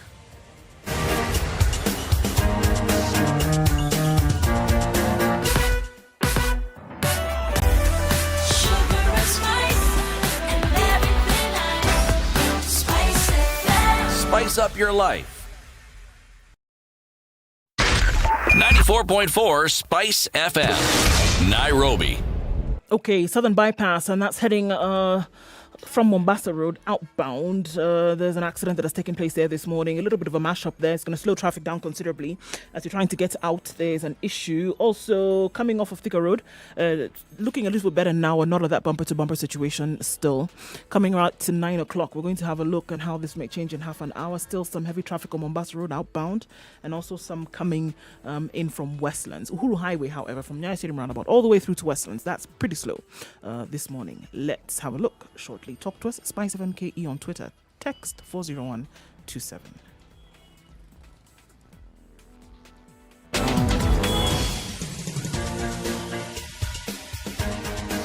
This is The Situation Room, the home of hard-hitting political commentary and penetrating insights about the state of the nation. This is a talk radio experience like no other. The Situation Room, a place for hard truths, debates, and elevated conversations. The Situation Room, witty, political, engaging, deep, controversial. In the room, we have C.T. Muga, researcher, academic, seasoned political observer, a fountain of wisdom in these politically uncertain times. Ndu Oko, Nigerian by birth, Kenyan by choice, communications expert, Pan-Africanist, a truth seeker and believer in people power, and Eric Latif, agent provocateur, the man in the chair, seasoned journalist, news hound, a man who believes in punching up, not down. This is The Situation Room, the only way to start your day. 2 minutes after 9, how are you doing? Thank you very much for tuning in to Kenya's biggest conversation, The Situation Room. So, CT Muga, as we begin this hour, today's proverb. Much talking does not make you a leader. Oh my word. Really? Simple. Say that again. Much talking does not make you a leader. Okay. Tumekusikia. Ni sawa. Tumekusikia. So, let's continue talking about the things that we talk about. We are not looking to be leaders. We are just seeking to raise conversations and have those mature, intelligent conversations. There's a story on page 8 of the Standard today. Learners to know fate of KCPE exams today. And this says if proposals are adopted, all learners joining junior secondary school will also be day scholars. When he had a conversation with the Secretary General of the Kenya National Union of Teachers, Wilson Sossion, he repeated this very many times. You know, why do we need boarding schools? Why do we need boarding schools? Why? Many of our problems are because of boarding schools. It appears that he and others who are thinking the same way have actually taken these proposals forward, and they are going to be discussed. So preliminary findings of the CBC Task Force report show a proposal that all children joining junior secondary school be day scholars. According to the proposals, all learners will be required to join secondary schools within 5-kilometer radius, effectively giving parents more time with their children. Inside sources in the team put together by Education Cabinet Secretary George Magoha said the recommendation was floated to increase parental engagement in their children's discipline. The members said the proposal was mooted to stem the rising cases of indiscipline in schools, including the perennial school fires that destroy institutions' property and threaten learners' lives. If report proposals are not changed, boarding facilities will only be retained in senior secondary schools that will be picked to support pathways. Okay, so basically, if this proposal goes in the CBC, the way it goes is you will have, first of all, scrap KCPE, but retain KCSE. So students will just basically be transitioning from primary to junior secondary to go to KCSE. Adopt school-based assessment for primary education. National exams at grade 9 and grade 12. Boarding abolished for junior secondary. and children to attend junior secondary within 5-kilometer radius, and only senior secondary schools to have boarding facilities. Now, this brings the question, are boarding schools that bad? Are boarding schools a problem? Are they really a problem? Remember, Are boarding schools necessary? Remember, boarding schools cost the government more. Yeah. To maintain a boarding school, there's more money that the government forks out. So the capitation that goes to boarding school is different from that goes to primary school. Very different. And it's much, much higher. Because what is boarding school catering for? The catering. Yes. Literally. Yes, essentially that, the catering, yes. What was the initial idea behind boarding schools?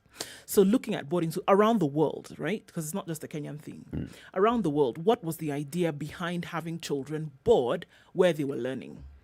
So that they could gain more from their studies, so that they didn't spend time going home and they had more time to focus on studies, to learn discipline. What was it? What was the reason why they were instituted to start with?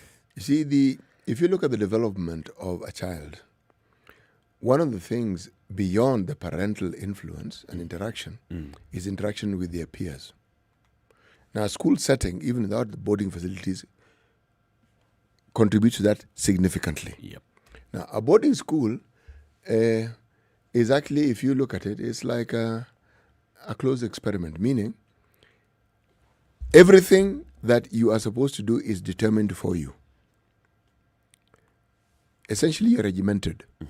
And that process of regimentation is supposed to help build character.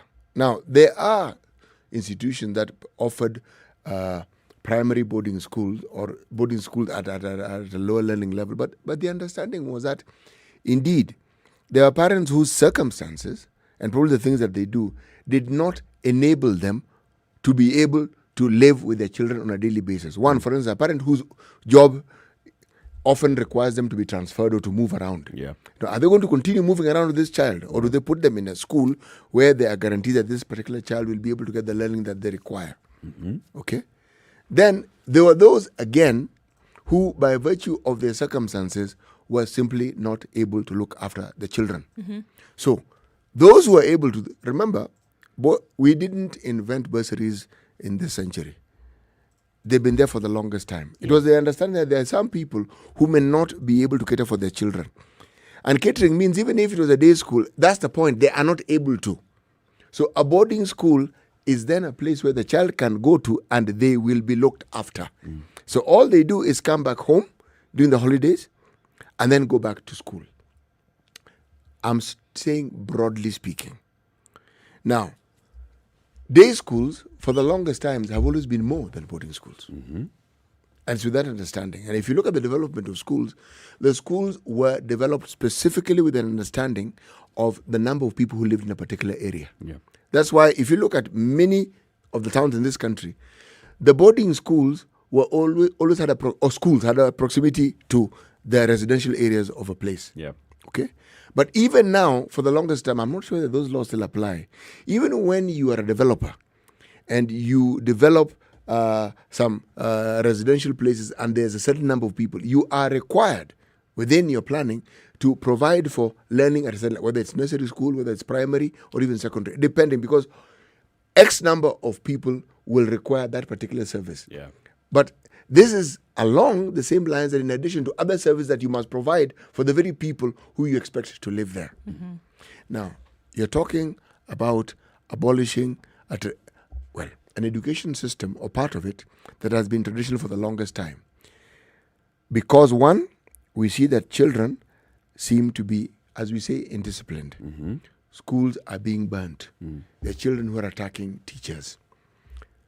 Now, we're saying that in banning them, we are declaring that our education system had gone wrong. Not that we had a problem, but the education system has gone wrong, and we're rectifying it by tweaking it so that we don't have this aspect of our education system, which we are blaming for many of the problems that we have. So the assumption then, taking all of this that you said into consideration, the assumption coming from these folks who've said that they need boarding schools to be closed, or at least, is that there was a particular aspect of learning, and this would be the morals and the good behavior, etc., in children that had been abdicated from the parent to the teacher or to the guardian, whomever it was in school, counselor, and that now there is a gap. It is not working anymore. And that they go to school outside of the guidance of their parents, and they start to behave in a manner untoward. That is the assumption. That argument is so weak. Now, So weak. So now, what needs to happen essentially is that because this is not happening, children are not getting the moral guidance that they need in school because teachers are now focusing on teaching, and then you're left onto yourself in the dorm. Take them back home. Let them go to school, learn during the day, go back home, so that gap is filled. Balance it, so that their parents can come back in with the discipline that is required. That's the argument. That there's something that they're missing while boarding, that they're learning and they're sleeping, and that's it. Moral values, behavior is not being taught. Please remember that there's that is the reason why they're saying, let them go home every day. That's a strong argument that is being put forth on this case, basically. But if we just look back at the history and the way you've articulated it, CT, if you look at the public primary schools, not many public primary schools had boarding. No, they didn't. By design. They didn't. Because as pupils are expected to travel within a certain radius from where they live, and this is where they go. So secondary, because now there are fewer, they became boarding. Yes. Because secondary schools, now this village plus that village would form one secondary school, because fewer students in those days would qualify to go to secondary. So it made sense for that to be boarding, because then you're not telling that pupil who has crossed over from that village X to go back home and come back to school every day. So you needed to house them somewhere. Now, with the increase in population, we are still not seeing public primary schools being boarding. No. It is private primary schools that have come up with boarding facilities. Private secondary schools that have come up with boarding facilities, but more and more public secondary schools with boarding. Now, the talk here is junior primary is currently what is standard 8. Junior secondary. If we look at the grades from yes. It's still up to standard 8. Yes. So it's basically the government saying that let all current primary school children go home daily. When they go to senior secondary, then they go to boarding. And is the assumption that when is you there get to anything senior... wrong there? No. So That's not what they're saying. So is the assumption that when you get to senior secondary school, you need more in terms of attention when it goes to studies? Yes. Or that by that time, your parents would have instilled within you, because we must understand, they're still talking about this moral value behavior. Yes. And that is what is causing the unrest that we see now today in schools. So are we saying that the assumption then is that by the time you get to senior secondary school, your parents have done all that you need in terms of installation of these values, so that when you get back to school, you will not behave in any manner untoward. All right. Just hold that thought. Okay. Children have been at home with their parents for the last 8 months. So, are we to attribute this errant behavior that we keep witnessing to their parents? To their parents. And that the moral values we are talking about are the ones which have been inculcated in the students, and the results are the burning of schools, the beating of teachers, all this. Is that what we're saying? Or will you say that at home they behaved and there was this pent-up frustration that they were feeling, and when they came back to school, they let it out? Look, one of the reasons why we don't mention it loudly, but people wanted children to go to boarding schools was, in terms of academic performance, boarding schools perform better. Why? Because, as I said, your focus is on things that pertain to your learning. You have sports, you eat, yes, but I use the word regimented.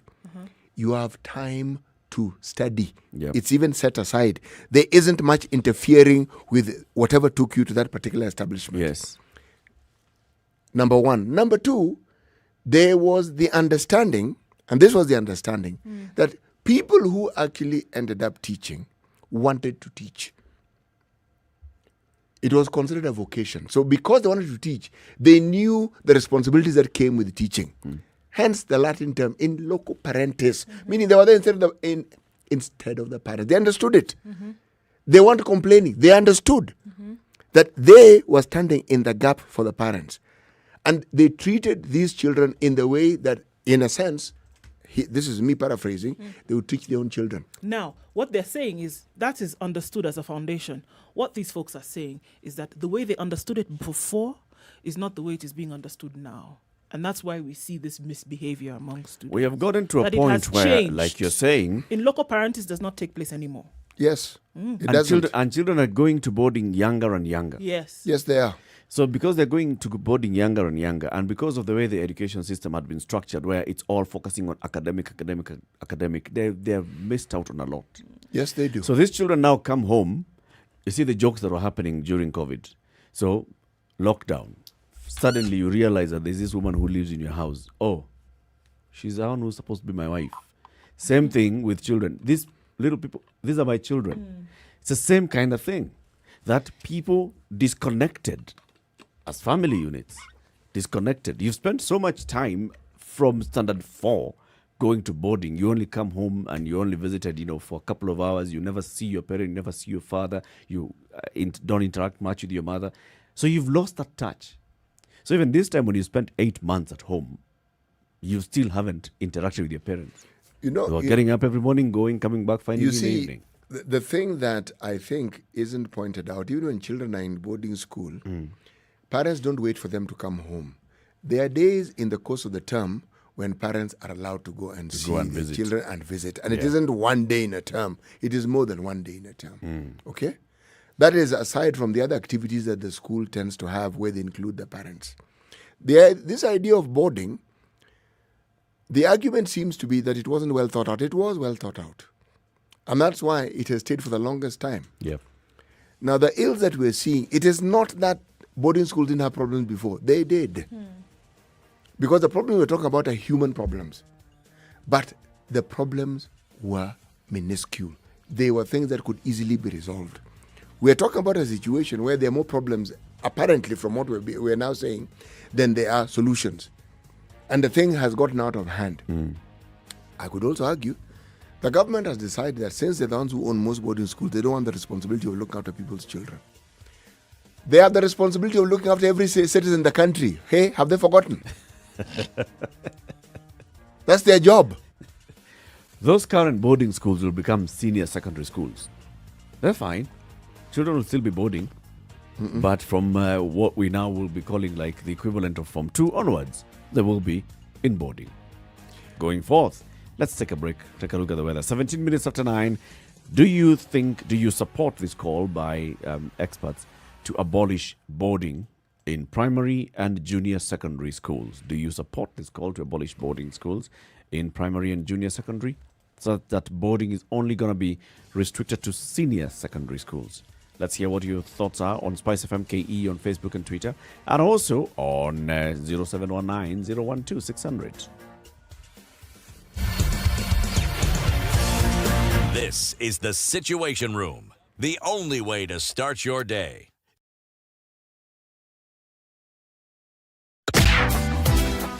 They are smart, they are funny, and unfailingly entertaining. They are the adults in the room, and they are here to help you be the best adult you can be. Just to be very honest with each other here, not all of us are going to get tall, dark, and handsome. Not all of us are going to get 0.5s or chotaras. Some of us have to learn the short guys. Some of us have to learn those many people. Some of us have to learn older men or younger men. Spice. Don't ask your partner if he or she enjoyed it. I think the approach should always be, if she's enjoyed the journey, she will let you know. She'll tell you, hey, maze, your bus is big. Mi sijaipanda basi kubwa kama hii. Juu hata hii basi, hiyo mafuta tulieka yote, imetuleta hapa vizuri. Hii basi iko na nguvu. Hii basi iko na nguvu. Spice. Now into a relationship, it becomes like you've stopped your life, and then now me, I am your life. You see, like, what happened to your life? What happened to you? What did you used to do? And women are guilty about that. Is your wife listening to the show? Whether it is matters of the heart, finances, or work that's weighing on your mind, worry not. Spice FM, Nakuru. The weather with Spice FM. All right, cloudy conditions in Nairobi today. We're going to see highs of 23. Mostly cloudy in Nyeri. 17 at the moment, highs of 22. We're looking at highs of 25 in Nakuru.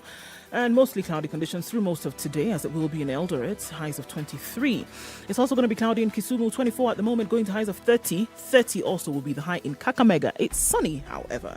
Cloudy conditions in Mombasa, 26 degrees, going to highs of 31. 28 in Malindi, going to highs of 31 as well. It's sunny in Kampala, 21. The high will be 29, and the high will be 30 in Dar es Salaam, where it's still raining at 28. It's sunny in Johannesburg at 18, highs of 24 and lows of 15, and mostly clear conditions in Lagos at 27, highs of 34 and lows of 26. It's raining in Kinshasa now at 22, highs of 31 and lows of 24. Sunny conditions in Beijing now, looking out east at 8 degrees. It'll go to highs of 10 and lows of -7. There's a flooding warning for Paris. It's cloudy at the moment, a chance of rain, -3, going to highs of flat 0 and back down to lows of -3. It's also 0 in London, cloudy conditions. The high will just be that, 0, coming down to lows of -2. -2 is what it is this Tuesday morning in New York. -2 degrees, 2 will be the high and lows of -4.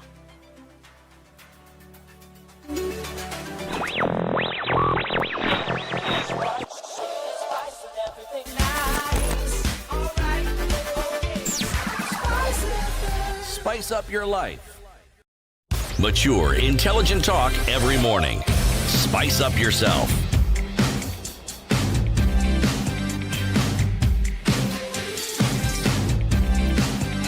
Mornings done right. 94.4 Spice FM, Nairobi. 20 after 9. So the conversation continues. There is a proposal by a task force that was appointed by the Cabinet Secretary for Education, Professor George Magoha, and it has come up with recommendations on a number of things with the CBC.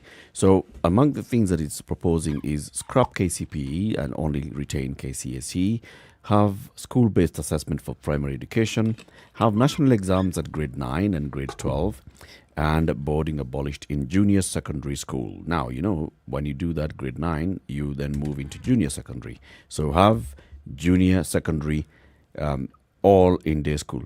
And the order here is that primary and junior secondary, you go to school within 5-kilometer radius of where you live. Right. So you only now go to boarding facilities when you go into the senior years of high school. And if you do not have a school within the so-called 5-kilometer radius? If there's no what? School. Junior secondary school? Yes. If there's no secondary school within you? No, if go, there's... Go to 5.5. It's okay. 5, the reason I'm saying this... There's a give and take.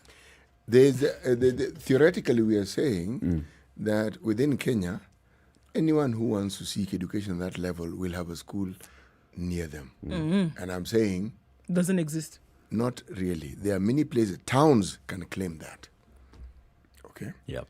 Some rural areas may claim it, not all. So the question has to be asked, what about those who do not have that? I'm sure there'll be a solution to it, but it would be nice if it was mentioned. Well, I think it's also an opportunity for you to grow the education system in certain areas, whereby if you don't have a school within a 5-kilometer radius, then the onus then lies on a system to be set up so that you do.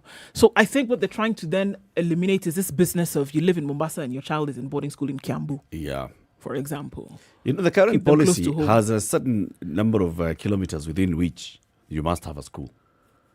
There is that in the current policy. Yes. But of course they know that. So the recommendation cannot really go outside of the current policy.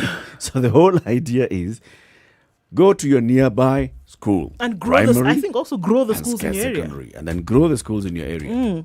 Right? So, and it's a good question. If that school is not so near, was there a nearby school? Was there a nearby primary school? Because if there's a nearby primary school, then let's also look at the students who are in this school. Do all of them go to boarding in far-flung areas? Or are there some students who actually go to some nearby day secondary schools in this area? Let's take your calls, 0719-012-600, and also hear your comments on social media. Spice FM KE on YouTube, Facebook, and Twitter. Do you support this proposal to abolish boarding for primary up to junior secondary? Do you support that proposal to abolish boarding facilities from primary up to junior secondary? So this task force apparently is recommending to the CS for Education that boarding should only be retained in senior secondary school. Renson Ngong, good morning. Hi, Eric. Hi, how are you? All right. Okay. How are you guys? Hey, We're morning. fine. That proposal sounds like it was just a copy paste from developed countries. Mm-hmm. Having grown up in the village and did my primary school in a day school, we had to go home and do a lot of work.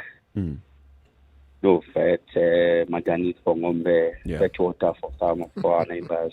Yep. We had to do all those work. Yep. There you go. From a primary, probably it can happen, and but of late, what I've seen, what's happening in my village is kids are they're going like 10 kilometers to what the parents consider good schools, properly managed schools.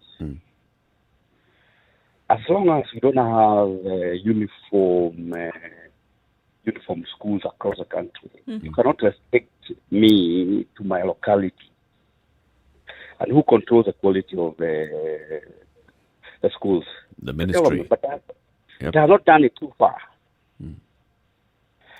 Yeah, for high schools, it's still the same problem. And you say what I keep forgetting the gentleman's name. What do you say? The environment back at home when you go back home. It's not all of us don't have a conducive place to study. The gentleman is called C.T. Muga. ICT, yes. How are you, sir? I'm all right. What you say is, you probably some of us on the past because we went to high school, so where we are shielded from the troubles back at home. So do you think boarding schools should be retained in the country? For secondary, yes. Okay. Yeah. Thank you, guys. Have a good day. Oh, thank you very much, sir. Have a good one, Renson. Okay, bye-bye. You know, children looked forward to going to boarding school. But not everybody liked boarding school. Some people, they were freaked out. Some went and had to leave. The boarding just wasn't. But the vast majority of people who went to boarding school liked boarding school. And they'll regale you with stories of their boarding school. And the reason why boarding school was good, you see, here you are intermingling with your contemporaries. People who are your age mates, some a little older. In many ways, boarding school was like a rites of passage. You grew up and you probably had a taste of what life is probably going to be outside when you're meeting with other people who are older than you, people who are senior. And remember, boarding school had a system that bequeathed certain responsibilities on the students themselves. Now, unfortunately, in the recent past, some of these responsibilities have been pointed to as being the cause of many problems in boarding school, especially with reference to bullying. In some schools, it's called hazing, rabbling in some schools. But those are military terms that were adopted in schools. Now, many boarding schools followed, again, the same regimented ideas that you had in a military cadet training, meaning you wake up at a certain time, you have preps at a certain time, you eat at a certain time. These are the things you do. So it instilled a certain sense of order. And by the way, it was for everybody. And also instilled a certain form of uniformity. Let's hear callers. Christian in Nairobi. Christian, good morning.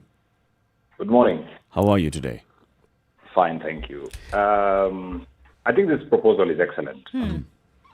Boarding school is, I don't see any value that it adds to young, students. Boarding school in Kenya has become an escape for parents absconding their parental duties. So you want teachers who are supposed to teach. There is no training for teachers for boarding school on how to manage students in boarding at night. So you have a teacher who is an expert in chemistry having to deal with students in a boarding room. He has no idea what he's doing. Can I ask you a question, Christian? Yeah. When teachers are teaching in a school, let's say a day school, yes. Beyond teaching, do you think that they're trained to manage the students? Because they're not always teaching. They are managing the students in other activities and so forth. Do you think they're trained to do this? Yeah, but you see, my point was the teachers are not trained to handle students in boarding. So they're trained to. I am talking as a teacher myself. They're actually trained to manage students. They're trained to. Now, the boarding situation is probably a situation that you're saying is more related to a domestic situation, and I am saying yes, they are.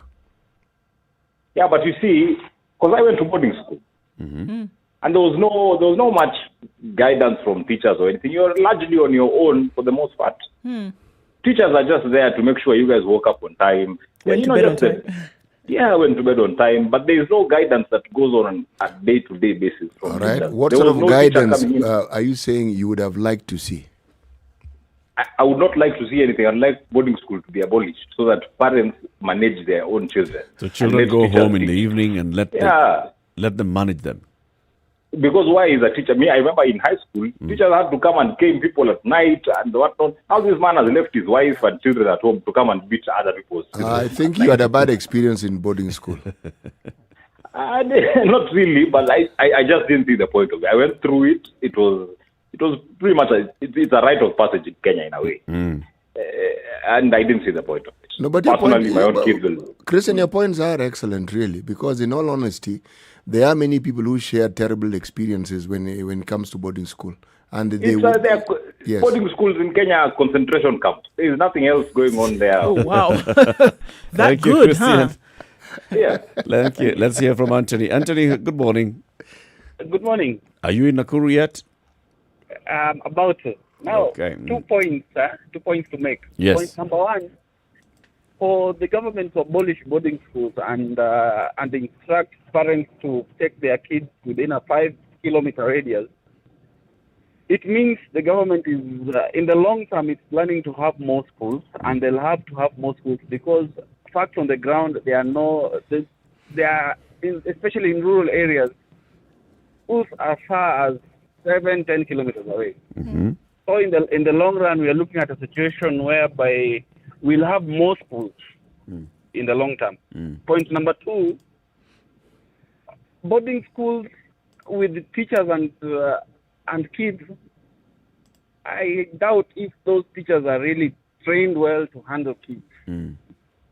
Yeah, because they just concentrate on finishing syllabus and revision. But the psychological aspect of these kids, they are not looked at. Especially the riot that came after this long holiday. This kid that is used to boarding school, let's say they went to boarding school from class 6. All along they've been going to school, and then suddenly they have this long holiday. Now they're used to life at home, no? That freedom, and then suddenly they're back to that school. To the concentration camp. Remember, this is the longest time they've been at home. Now they're back there with those restrictive rules. Now you can imagine. Now this is what is bringing all this chaos. So they could be rebelling against this. Basically, the message here is, I don't want to be here. Yeah, exactly. Okay. Thank you, Anthony. Let's hear from Elijah. Elijah, good morning. Morning. How are you guys doing? We're fine. Forgive me for asking a stupid question. Why do we have boarding schools? Maybe I missed the reason. The way I missed the reason for BBI. We missed the question. Just ask again. Why do we want to ban? Why is this a discussion? Okay, so maybe I can just give a little bit of background, Elijah. We've seen in the recent past the burning of schools, uprisings of students. It was an issue for the Ministry of Education, and the CS said, look, there's some bad behavior going here among students, and first, if it was my way, we would reintroduce corporal punishment in schools with caning and such, right? Then it went beyond that. It went to the conversation of now parents must pay for the destruction that we see happening in schools. Now, on the back of that has come now this forum of experts who've then said, coupled with the performance that we see in exams and the uprisings that we've seen amongst students, it is not necessary actually to have students in boarding schools before senior secondary school. So can you see now the chronology of all of this? I see it. I don't understand it. Right. There's a saying that the day you'll know that violence is not always the answer. It's when a mosquito settles on your testicles. You have a problem with some schools being banned, which has been there time immemorial. It usually comes, goes. This is the first time we are being told we should ban boarding schools. So the argument does not make sense based. Rather, the effect is not justified by the court. There may be something else at play. In fairness, I think there may be other things, because even the task force was not formed specifically to look at the riots. It was a task force that had been formed earlier to review the CBC and see how best to implement CBC going forward. So what do we do with exams? What do we do with the kind of assessments that we have? What do we do as we roll out CBC? So this task force is one that's coming up with all these other recommendations, among them the issue of abolishing boarding schools. So is this an oversimplification of this discussion? That there was a school banned, therefore ban all boarding schools? No. It's part of the conversation. It's part of the conversation. Yeah. Yeah. Anyway, my idea is boarding schools should be there. They have value. Leave alone the fact that there are people who have to travel great distances. There is also a quota system that takes people from marginalized communities to have interaction. The fact that national schools promote national cohesion. Once you get rid of boarding, you get rid of all of those virtues, which you can't do in a day school. You can't get someone from Garsen to interact with someone from Bungoma in a day school setting, unless you're going to have a family there.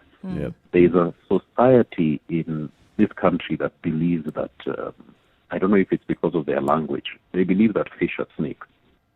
And so, for me, who comes from the Luo community, I interacted with someone who said, "You're a very nice boy, but I would never let my daughter hang out with you, because how can she hang out with someone who eats snakes?"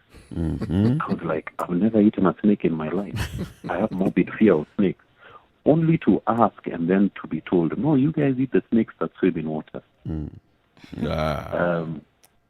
So you see, there is a cultural construct that boarding schools and national schools specifically break down. And as we are doing BBI to try and promote national cohesion, we are at the same time breaking down a system that has over many years promoted national cohesion. I think there's an oversimplification in this discussion. And I think if we were to broaden it, then we would see the true position of boarding schools. All right. Thank you, Elijah. And they will continue, I think. Thank you, Elijah. Let's hear from Sheila Madoka in Nairobi. Sheila, good morning. Good morning, Eric. How good are morning you? to the rest of the crew. Good morning. I'm fine, thank you. I personally think that we are also forgetting that we have so much mental illness. We have so much social problems in the families that sometimes removing the children from within those environments is much better for them. It gives these children hope and balance. So it's not like all our families are perfect. We have issues that even nationally we have to deal with. And the government needs to look at that to protect these children from such places. And then again, the intermingling of the different communities and different races is a very important factor too.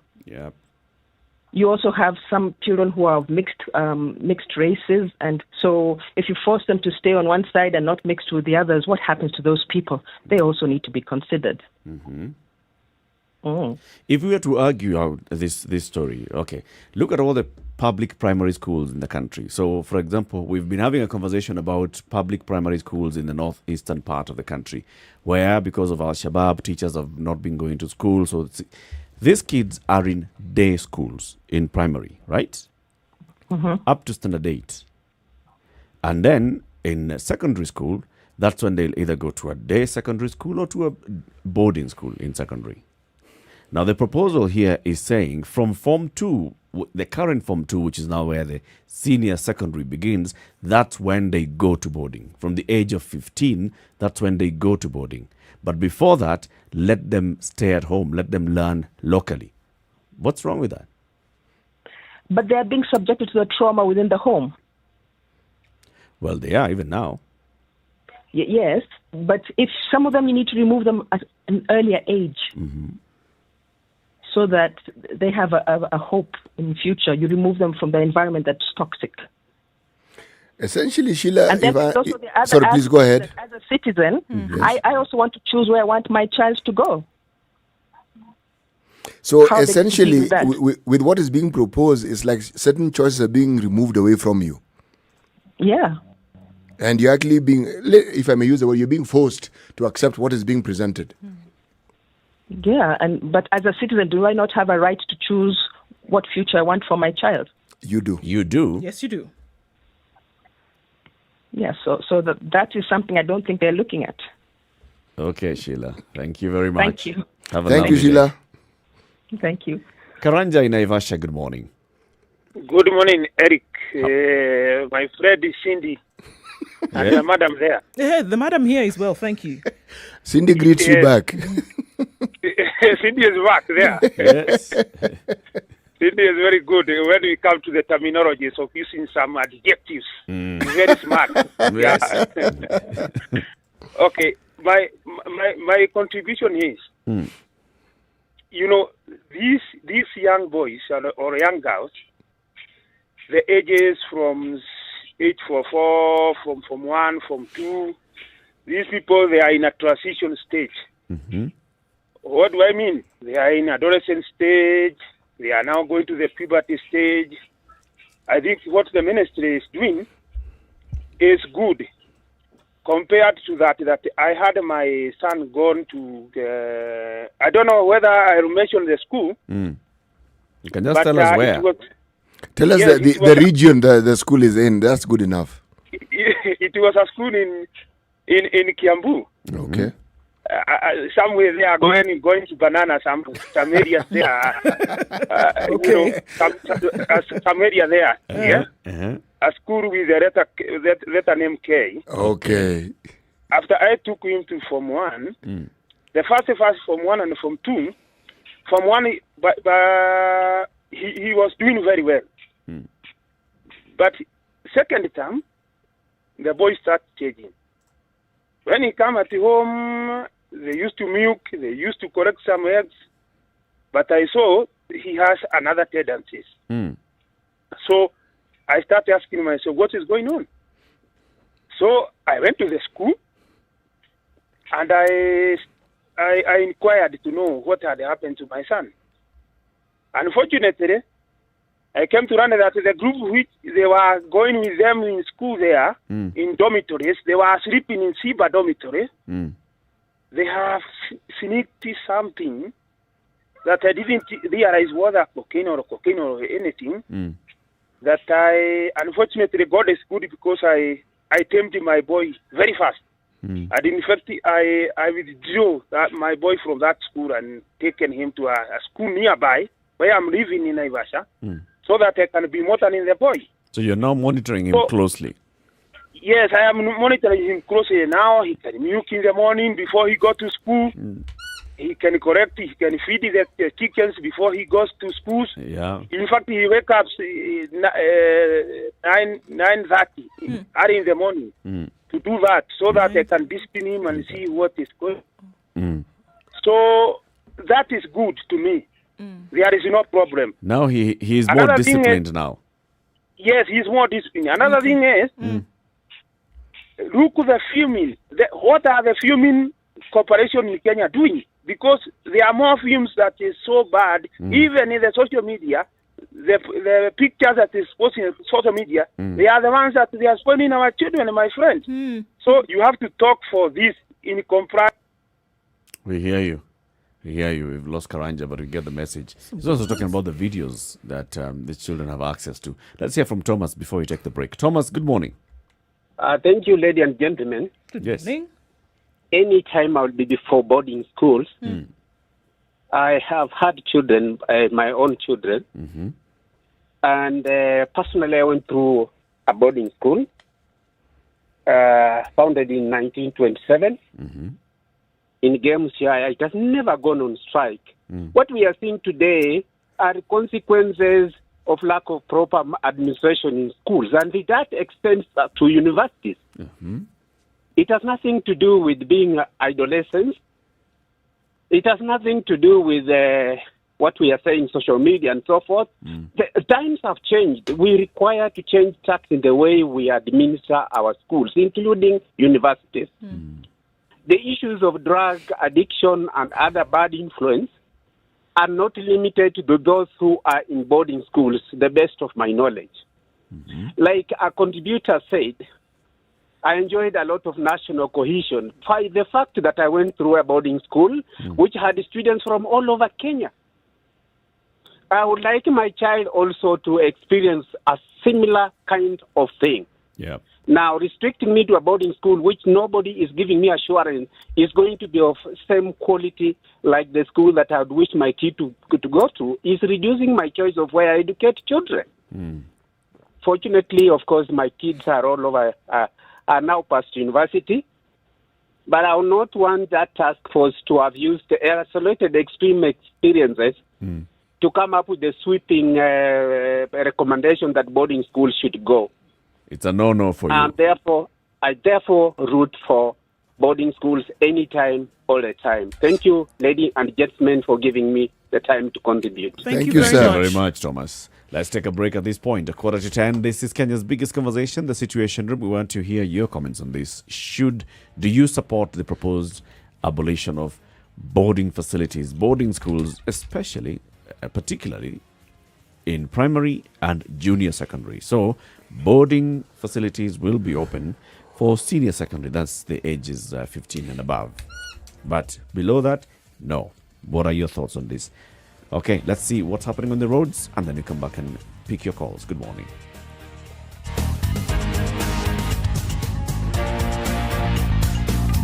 This is the Situation Room, the only way to start your day. Spice up your life.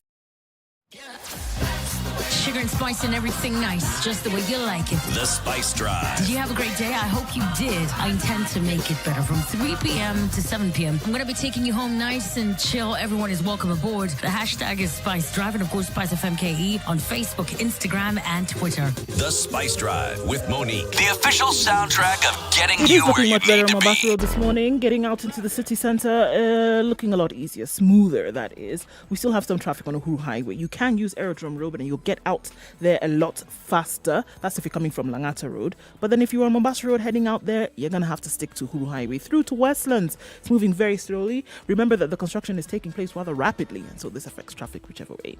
Coming out of Westlands looking much better. And at Ngara, where we're coming off of Thika Road, also looking a little bit easier. And Wangari Maathai serving up those good vibes this morning on that road. Getting into the CBD should not be too much of a pain. Coming off of Langata Road and Gong Road, moving a bit slowly right around the roundabouts, but then after that, you should be fine. We'll take a look at how traffic progresses through the day, and you can talk to us, Spice FMKE, on Twitter. Text 40127.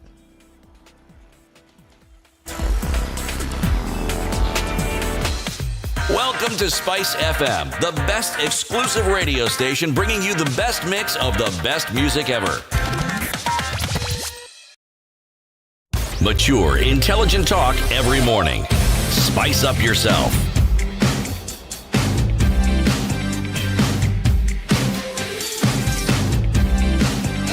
Mornings done right.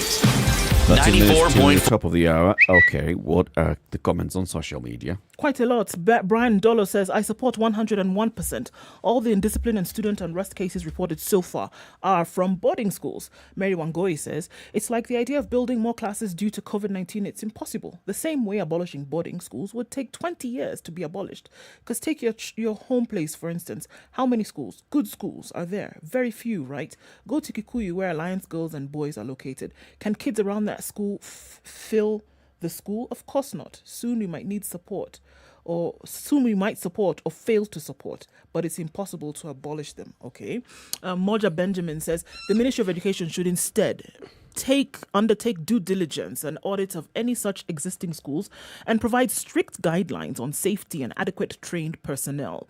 These schools are very important. It's our systems that are rotten. Dennis Bubu says, CS Amina had said it would take 3 years to implement CBC, but the process was hurried and politically implemented. These are the problems. How do you justify equality of a student with facilities of Mangu and a day school without classrooms? Yet same potential. We will lose in some areas. Kamiri Njoroge says, absolutely no. Another knee-jerk reaction, just like BBI. Wow. Okay. So one of the impacts of what this is going to be, and this is a comment from John in Elbagon, is the effect it's going to have on education, on public transport rather. So if you now say that all these children below the age of 15 are all going to day schools, then you're also basically saying that many of them will have to use public transport. So what does that mean to the PSVs? What about the already overpopulated classes that we already have in public schools? We have a situation where private schools that helped alleviate this, some have shut down, so the so-called overpopulation has increased. You then now, what do you think you're going to do? But that's by the way. The one thing that contributes to the situation we're talking about, it is a favorite topic of mine, the training of teachers. You see, you cannot have people who have the responsibilities that teachers have, and this is a course someone takes because they did not have any other option. No. Of all the choices that were there, this is what was now offered because you couldn't get what you really wanted to do. This is for the masses. Yes, what you didn't really... Look, for the longest time, there was a pecking order. We had P3, P2, P1 teachers, okay? Now, if you couldn't qualify for this, then you could apply to join the police. If you couldn't qualify for this, then you would apply to join the army. If you couldn't really make it for this, then you applied to a Bible college so that you could become a priest. Now, people complain about the level of understanding people who have a lot of responsibilities have, and you don't focus and ask yourself, why is it that you keep talking about problems in schools and you don't you're focusing on the children instead of focusing on the caregiver, this person who is supposed to look after your child? What sort of quality do you insist on in having these individuals must have? Are they the best people? Do you ensure that teachers or the teaching profession is one of the most sought after, that people who go there are not only well trained, but they are considered to be the topmost people in our education system? Or are they just the dregs, people who sort of like couldn't get anything, just crept in and managed to go in? And when it comes to even paying them, how do you play this out? If someone considers that teaching is just a job, it doesn't really matter where they are. If you're in a boarding school, they're not going to bother about your child. They will not bother. We have digressed. So you want us to make teaching vocational, no, like joining priesthood. No. That is a choice that one makes. Yeah, but I'm saying that's what you're saying. Make it a vocation that people compete for seriously. Make it something that to become a teacher, it is known that this is someone who is a high achiever. And even not just struggled, but put in every bit of their worth. I'm hearing what you're saying, every bit of their effort to get to that place. Because right now it seems as if it's something that you settle for. It's something you settle for. Because why am I saying this? Look at the evolution of the teacher. From the most respected person in the community, because that's what they were, to people who went there because they knew this was something positive and good, and they were respected as such. The digression in the respect. Did the teachers stop respecting themselves, or is it the community in which they worked stopped respecting them? There's a vicious cycle that has spiraled downwards for the longest time. What causes that? Because again, if you look at the number of teachers that you need right now, the number of publicly employed teachers under TSC are over 600,000. Yes, they are. Right? So that means that you need a very high number of teachers every year coming into the system. Now, if you now start saying, okay, now make this highly competitive, you're restricting the numbers. You're not restricting the numbers. Because currently what you have... You're not restricting the numbers, Eric. Currently, how are teachers selected to get into teacher training colleges? There's a competitive process. People apply. Yes. So you apply and you look at your grades. It's not competitive enough. You look at your grades, then you go in there, you start being trained. Is it automatic that when you start, you shall finish? Look, let me No. give you an example of what I mean. If you apply for a course in engineering at the university, you will not be taken just because you did some science subjects. No. You need to attain a certain mean score. Otherwise, you won't even be considered. Yes. And if you fall below that, you'll be told to do Bachelor of Science. Yes. Okay? Yes. Or you might be given an education degree. Yes.